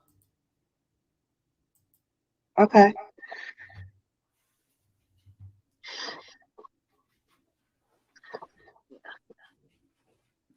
Okay, got all the links now in the chat. Yeah, the links is correct now. Okay. Yeah. And just business wise, I sell just so y'all don't be surprised. I don't sell nothing crazy. But I sell everything for your self-care needs. Uh, all natural body products as well as wigs and bundles. And I'm gonna let So I'm y'all gonna know show I that to use you. it now. It's not just because she's my child. I do use the product. They all natural. So everything is good. Tianna, this is my OG Patrice. We be running these YouTube streets trying to school these Hello. people. Ain't that the truth, Uncle Stu? Hello, beautiful. How are you? Hello. I'm trying to get these. See, he has to post the links. Oh yeah, Because they or want him, them to or show up as the link so they could just click on them. yeah, him You, or the mod yeah, have to put in the chat where they can click on it. yeah. I sent it to your phone, but let me. I was. Y'all know I'm old. I know, right? That Look, modern yeah, technology look, stuff. yeah. Yeah, we Look, still trying to I'm catch good. up. Uncle Stu, you use them wigs? Nah, Mr. Stu, I don't use the wigs, man. Don't you see I got a bald head? I just use the creams that she has. Them are all natural. I did not catch the beginning. Okay. So I did not know of the whole story of your daughter that I was hearing when Corinne was saying something about it when she was up on the panel, Corinne, and because I was just coming from over a Miss B Finesse's panel, so you know how her panels, she almost catching up with Before the Billions and the lead attorney, but if I'm understanding correctly, you two are in different states. Yes. Yes. Okay. Although It's a me and my four son-in-law hour. behind the scenes, we fighting that issue. He ready to move where I'm at. Because Okay. that's where He So he's just can't get. I from. just can't get my child to move. Because that's where he's what- from. That's why. wait. Okay. So Uncle Stu, where are you? What state are you in? I'm in Virginia. And what state are you in, young lady? Still in North Carolina. Oh, okay. Look, she said that. So still in North Carolina. I understand. So are you in like the Raleigh Durham or the Charlotte area? In Oh, between. word. Are you in Yeah. between? Okay. Okay. Mhm. So you guys have not physically seen each other either? Oh no, she Yeah. was here about 2 months ago. No, it isn't. It was it 2 months ago? About Um. Uh. In May, I was there in May. May, yeah. Okay, okay. But prior to that, it had been the 35 years long time you talking, Uncle Stu? Well, when No. I say the 35 years, me and her has had a very tumultuous relationship. Like for the first 10, almost 10 years of her life, I was Okay, kind of in and out of her life. gotcha. Then it wasn't until I had my youngest daughter that I came back in her life. And even then, there was just so much tumultuousness that we never could get connected. Oh, Um, so that's what happened with us. And believe it or not, we didn't really get close until this year. oh, wow. Now Yeah, you have three daughters, correct? four altogether. Four, and she's the Right. oldest, your firstborn. Correct. Were you married to her mom? Yes. Okay. And so the other ones have different moms as what have different moms, right? Okay. No. Two No. have the same mother. Only one has a different mother. My youngest one has a different mother. Oh, so you have two others besides this, the oldest one that's on the panel here by the same woman. Well, the way it works, I'm gonna break it down. Portia's my oldest, blood related. The second one is my stepchild. The third one is my child. And the last one is my child with another woman. Okay, gotcha. Okay, I know because it could get complicated sometimes with our families, can't it? Yeah, And we but literally have to break it down to people. No, let me see. Because see that's what it is with my son. Like his ex-wife had a daughter when they got together, and I claim her as my granddaughter. So I definitely get it. You claiming the stepdaughter too, so I commend you for that. yeah. Um, so now, what brought you guys back together again as father and daughter, and what made you decide to tell your stories on YouTube? Oh, You want me to go you, first, or yeah, yeah. Because part of it, I'll let you do that answer. Yeah, and I'll do the other part. okay? So, what made me tell my story publicly? I was already 4 years ago. I had started my YouTube. So I didn't touch on this story, but I was already putting my story out there. Um, as far as me being on life support and different, I would tell different story times. Um, for me, it was to help others. I felt like I know what it feels like to feel like you're the only one going through something, or um, why is this happening to me, and questioning who you are and not knowing who's and who you are. So I wanted to help other people know that you're not the only one. You can get through it. It may take some work, but you can get through everything. And the grass is greener on the other side of this. Okay. And that's a different perspective of looking at it when you're saying the grass is greener on the other side. Because most time when we use that phrase, we're using it as to say, so you going over there thinking the grass is greener on the other side when it comes to like relationships and stuff, but then people find out it ain't so green on that other side.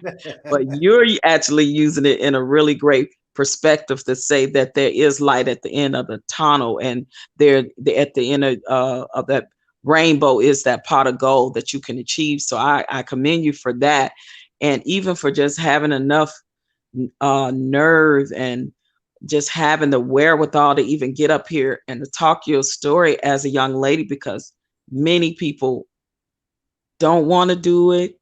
Many people like you said about the secrets of it, because when you have to bear it all, sometimes you have to open wounds back up again or deal with the pain of things again. And I commend you too, Uncle Stu, because Thank you. your family structure, when you think about it, it may be a similar story, but it's a lot of similarities to what a lot of other Black families have gone through, that they're just not talking about it. And some will never talk about it. And some will keep holding the anger. Some people I know never, even to this day, is not talking to to their children, or the children not talking to the parents. So just to see you guys up here on this platform doing this and healing and putting the work in and going through the progress and all of that. And I'm looking at your daughter's big, beautiful brown eyes and just seeing oh, she got some big beautiful brown eyes, she really does.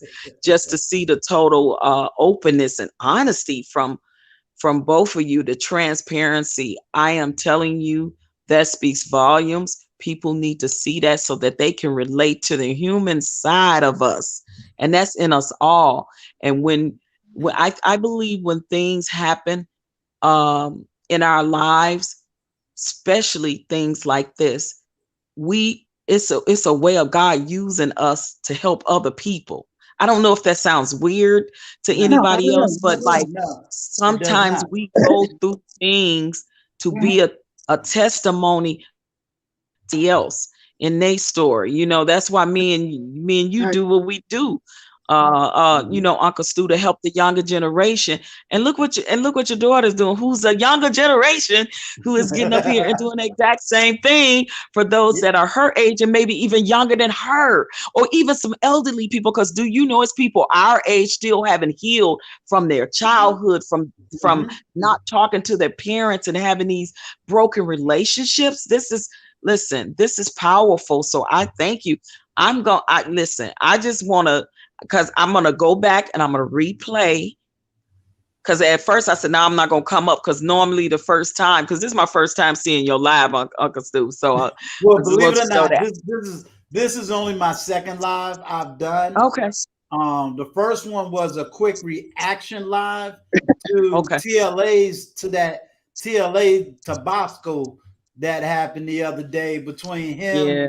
and Yeah. Antoine Daniels. So Yes. I had to speak on that because um, Big God Journey was the one that messaged me and wanted me to speak on it.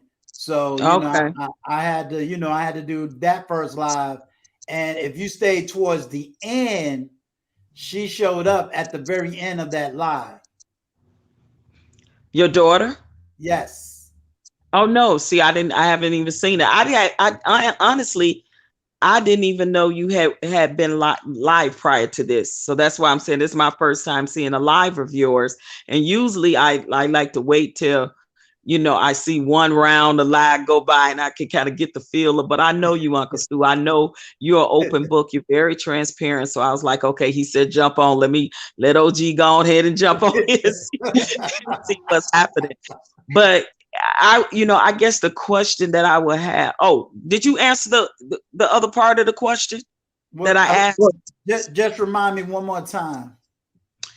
Okay, okay. See, now you give me get ready. So show my age. Okay, so I asked what brought you guys together and what made you decide to do it on YouTube, this open platform with the healing process.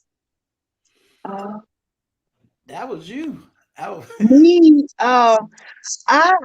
for me personally, um, I want kids someday, and I believe in breaking generational curses. This will not repeat. So, and I want that for other people to be healed, to break those generational curses. You don't have to carry that. You don't have to carry that weight. Let it go. Yeah, that's a powerful statement. That's a powerful statement. And I believe no matter what your belief system is in the Black community, whether it's generational curse or whether it just curses of family dysfunction or anything of that nature, I believe that whatever you believe for your healing process. And if it works for you, then that's what you need to do. You need to work what works for you. You know, like I said, that you guys are giving lessons. You guys are being a testimony, and somebody is going to heal. You know what I mean? Somebody is going to heal. You guys may inspire somebody to finally pick up the phone and call their parent that they haven't spoken to in years, or the parent call the child that they haven't spoken to in years, to heal the wounds. Because believe me, in this Black community, we are walking around here sicker than we know, whether it be Wounded and hurt. spiritually, emotionally, mentally, physically. We listen, but with this pandemic and being quarantined and PTSD and depression and everything else, people don't even realize that they really sick. Some people don't even know it. That's true. And they're walking around thinking it's okay to hurt people because you hurt. No, no. That's And, why and they think think of it it's like this. okay. It's not Yeah. okay. And think of it like this, Miss OG. How can I walk around as a man trying to educate men to do the right thing, but behind the scenes, I'm the biggest hypocrite in America? That part. You understand? So, if I had to do anything, fine. I'm gonna take a page out of Antoine Daniels' book. What Antoine Daniels said, I'm an open book. So my attitude is, you want to go searching the internet trying to find every negative thing about me, it's already on my page. So if you want to say, Listen, okay, talking about, listen, because he I didn't was getting take ready to care of his already kids, say, Okay. it's yes, already out there. I was getting You ready to know, say, listen, this is what we do, especially when you expose yourself to these YouTube streets. People go to research and you're trying to find out something yeah, negative or bad so they can say, see, I told you, they ain't all they said they was, all they cracked up to be. They live in a double life, or they live, that they this or they that. But listen, like you said earlier, Uncle Stu, when you lay out your own dirt and your own whatever, can't nobody come back and say, look at this person, look at that person. Listen, because I done already told you my life, because I'm an open book. I done told you the good, the bad, the ugly, and the indifferent. So right, now what do you got to say? right. What do you got to say? Exactly. Yeah, and we not playing. We don't play victim Olympics over here. You understand what I'm saying? When I say we Okay. don't play victim Olympics, we don't sit around and say, "Oh well, this happened because of the white man," or "This happened because of whatever." No, we're not playing victim Olympics. We Right. I gonna mean, if it was if the onus was on you, you got to take accountability for that. That's right. We talk about that on other platforms, Right. mistakes you and I have made coming up when we were younger, things we learned from. And this is why we doing what we do for the younger Absolutely. generation out here, as to say, don't make the mistakes we made, because this is going to be the end result. And it's nothing good going to come from it when you out here doing wrong, making wrong choices, making wrong moves, making bad moves, hurting people, doing things like nothing's good going to come from that. Exactly. And it's just like, there was something that I don't know if you knew, OG, but I was on Antoine Daniels' channel this afternoon. And one of the biggest things I've always said to all of the girls, don't make me your excuse for failure. Don't make me the excuse. That's And I powerful. tell anybody, my little daughter should have been with a Pookie and a Ray Ray and had 4-5 kids. That's why you hear me fight back on statistics and all this other stuff. She didn't grow up in the best of homes. No. But she also didn't turn out to be a failure neither. There you go. And so that's what I'm trying to push. When everybody's giving me the excuses of, I didn't have a mother, or I didn't have a father, or I didn't have this, and it's like, hell, my kids didn't have it neither, but they doing all right. You know what I'm saying? All right, to that extent that I do have a child that is doing real good. You know what I'm saying? I mean, she got a house before she got the ring. I think that's doing pretty good. Yeah, that's good. That's I great. got this one writing books and starting businesses and You know what I'm saying? Awesome. And now we're Awesome. doing, she does my analytics. She's the one that, hey, we can't do these videos. You got to do these videos. I tell Right. everybody, she's the one behind the analytics. Right. You know, now I got somebody else that does all the tech work around here because, you know, I'm an old man, so I don't know all this tech stuff. But yeah, you all know, I hear you saying is you telling lead attorney you to spend money on this and that or other coming up on your equipment. I'm like, look at Uncle Stu. He over there cloud and he getting all this modern technology together, buying all his equipment. I'm like, that's what's up.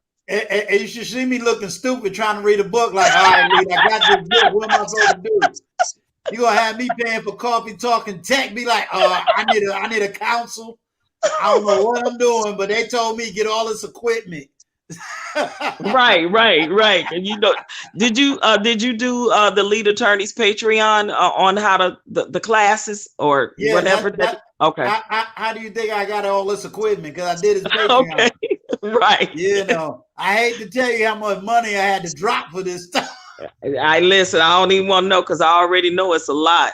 I already know because I can just imagine you getting a lot of the most modern technology, the good stuff that there is, so you can have quality as far as sound, the audio, and the lighting and stuff like that. Yes, and That's being good. that her and I is going to probably continue doing these chats and continue doing these lives. You know, again to bring the healing, to not sit around in victim Olympics. You know, eventually the same equipment I got, she got to have, because this is not a hobby for me. This is a business. You Right. know? And I look, and I commend you. I think it's a beautiful thing to see a father and a daughter in a light like what you guys are doing with the healing and telling your story, because believe me, now another father and daughter or father and son going to be able to see this and relate to this and say, you know what, if they can get through what they went through, we can get through what we can get through. Because you know that old saying is, you always think you got it bad until you hear somebody else's story. Right. Exactly. That's Exactly. true. It's That's true. true power. And OG, you wasn't here when I asked my child, because I said, being that you and I be running these streets, be trying to explain to people, you know, you don't know the story of what your parents actually went through. And then we making judgment calls like, oh, my daddy didn't love me. He left me at 3. And it's like, I Mhm. can't even remember what I did at 3. So where are you getting the narrative? Right. You know, And that story is true because, you know, and I even remember, you know, my relationship with my mom and when I was going through my issues with her, and literally having to sit down and talk with her to be able to get over things that I couldn't forgive her for or blamed her for. And when I listened to her story and the things that she had went through, I was like, oh my God, now yeah, I understand, you know, like I know, you know, and I had to forgive and I had to realize that she only knew what she knew. She only had what she had. She only did what she was known and taught to do by her mother. And it's right. just, it's like your daughter's generation. So, you know, we have, like she's saying, break those cycles. We have to do that. And we can't do that continuously holding on to the hate, holding on to the envy, holding on to the disparity that we have for a parent or a sibling or whatever the case may be. I believe that there is redemption, there is reconciliation in what can be reconciled and redeemed, right? Right. Some people feel like there is none, depending on what happened in that family, what that dynamic looked like. Some Mm-hmm. people feel like there's no healing, but I hear your daughter saying, I had to forgive in order for me to be forgiven. I Mm-hmm. hear that in her. And that's a beautiful thing that you all are actually there. And that's half the battle. Yeah, there's a lot of healing that had to take place. You know, I'll tell anybody. You know, the first time my daughter kind of really approached me with the all of her, you know, was last year when she, sent me this long letter on Facebook, and I won't right to be receiving that. So I'm honest when I say, nah, when she came at me, I was ready to fight everybody that was around her. You know what I mean? But it wasn't until this year when she wrote and published her book that she sent it to me. And that's when, if you want to say, my heart, my mind was ready to receive it. And, when I received it, I was a different kind of man, different kind of father, different kind of mentality. And at the same time, there was still hurt and pain, but I think the hurt and pain is more of what your child went through. Right. You know what I'm saying? And my anger was not only, at me, like, yeah, I should have fought for things more, but I still have that residualness in me about other people.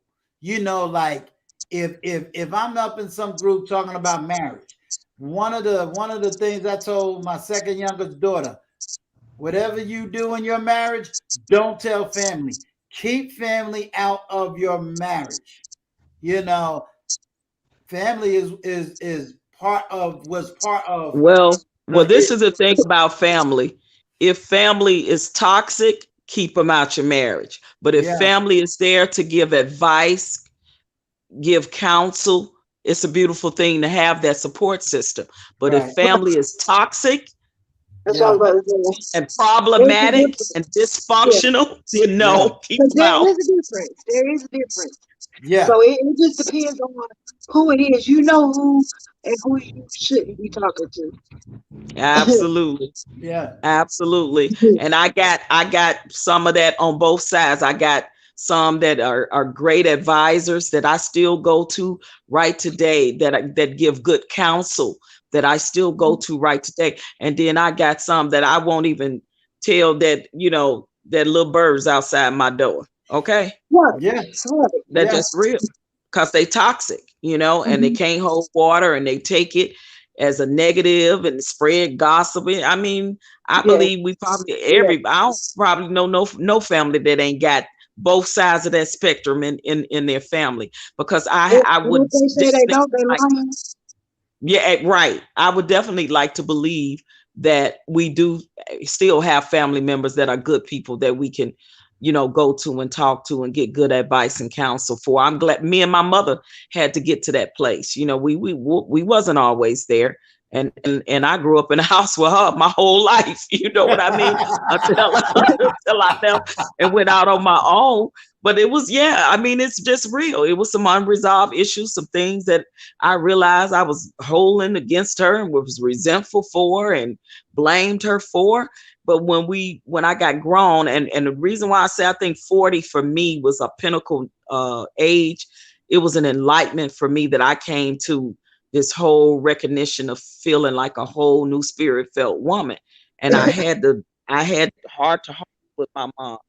And I heard her side of the story, and when I heard her side of the story, I said, oh, I understand. See, because my mom came up in a whole different era, in the South, her and my dad, and when she told me stories she had never told me, it changed my whole perspective of who she was and made me understand.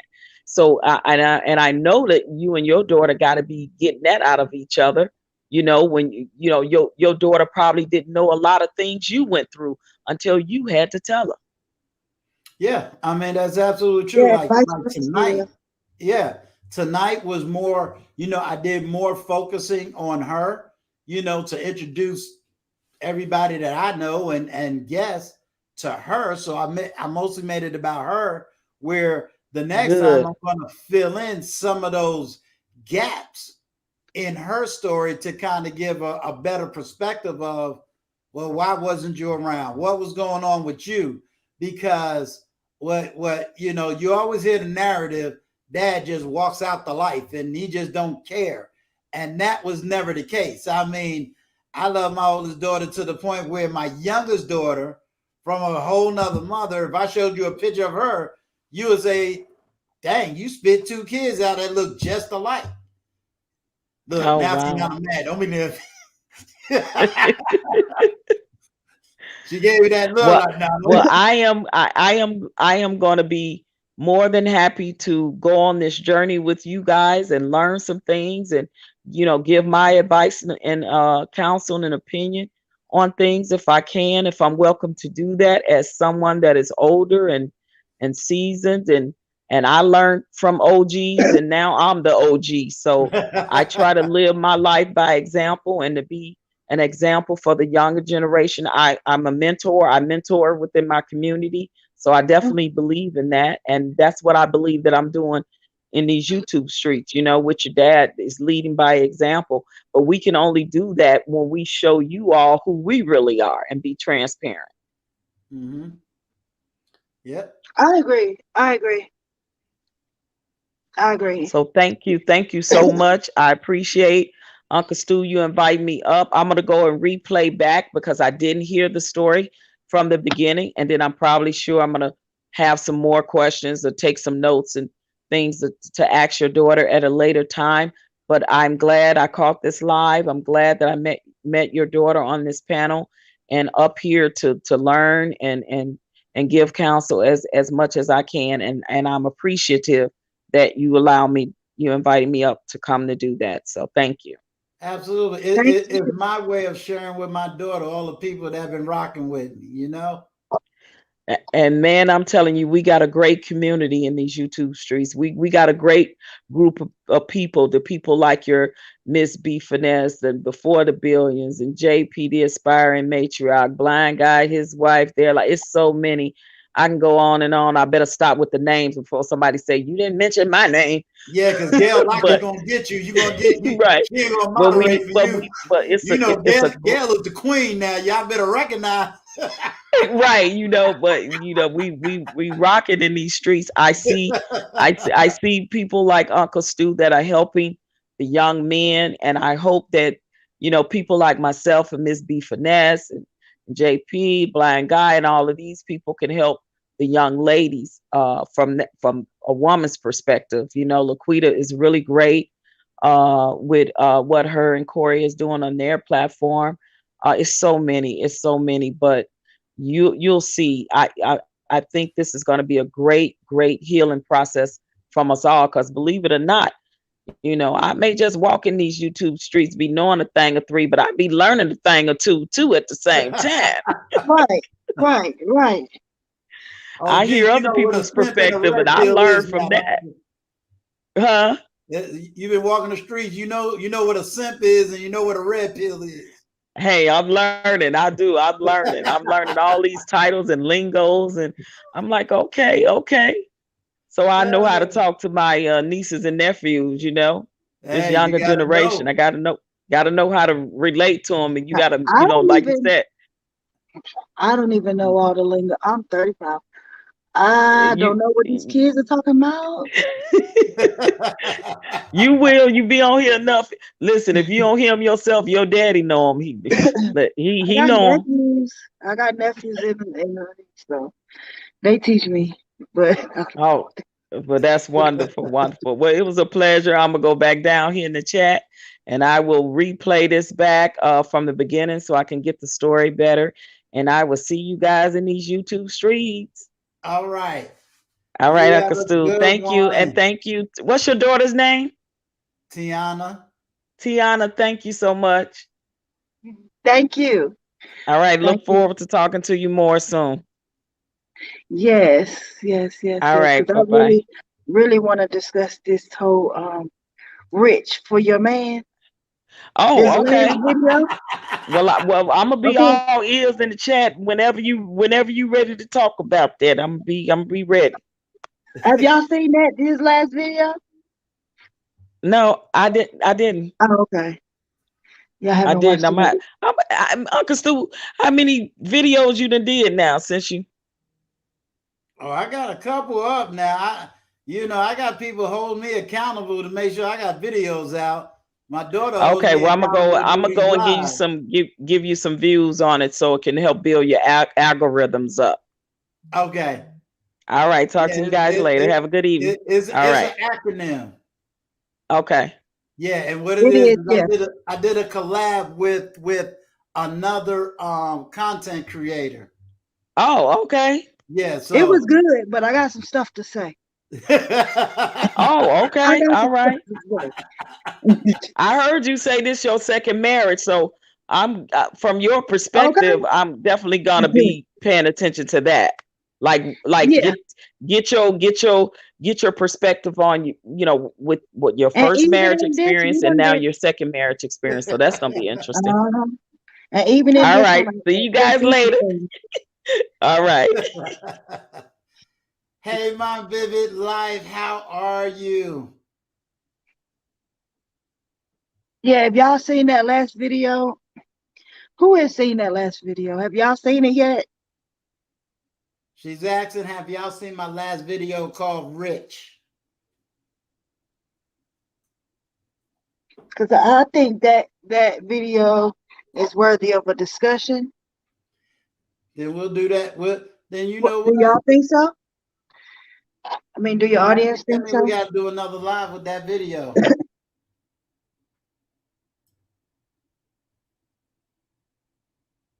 All right. Well, T, we have been on here going on 2 hours and about 21 minutes. Okay.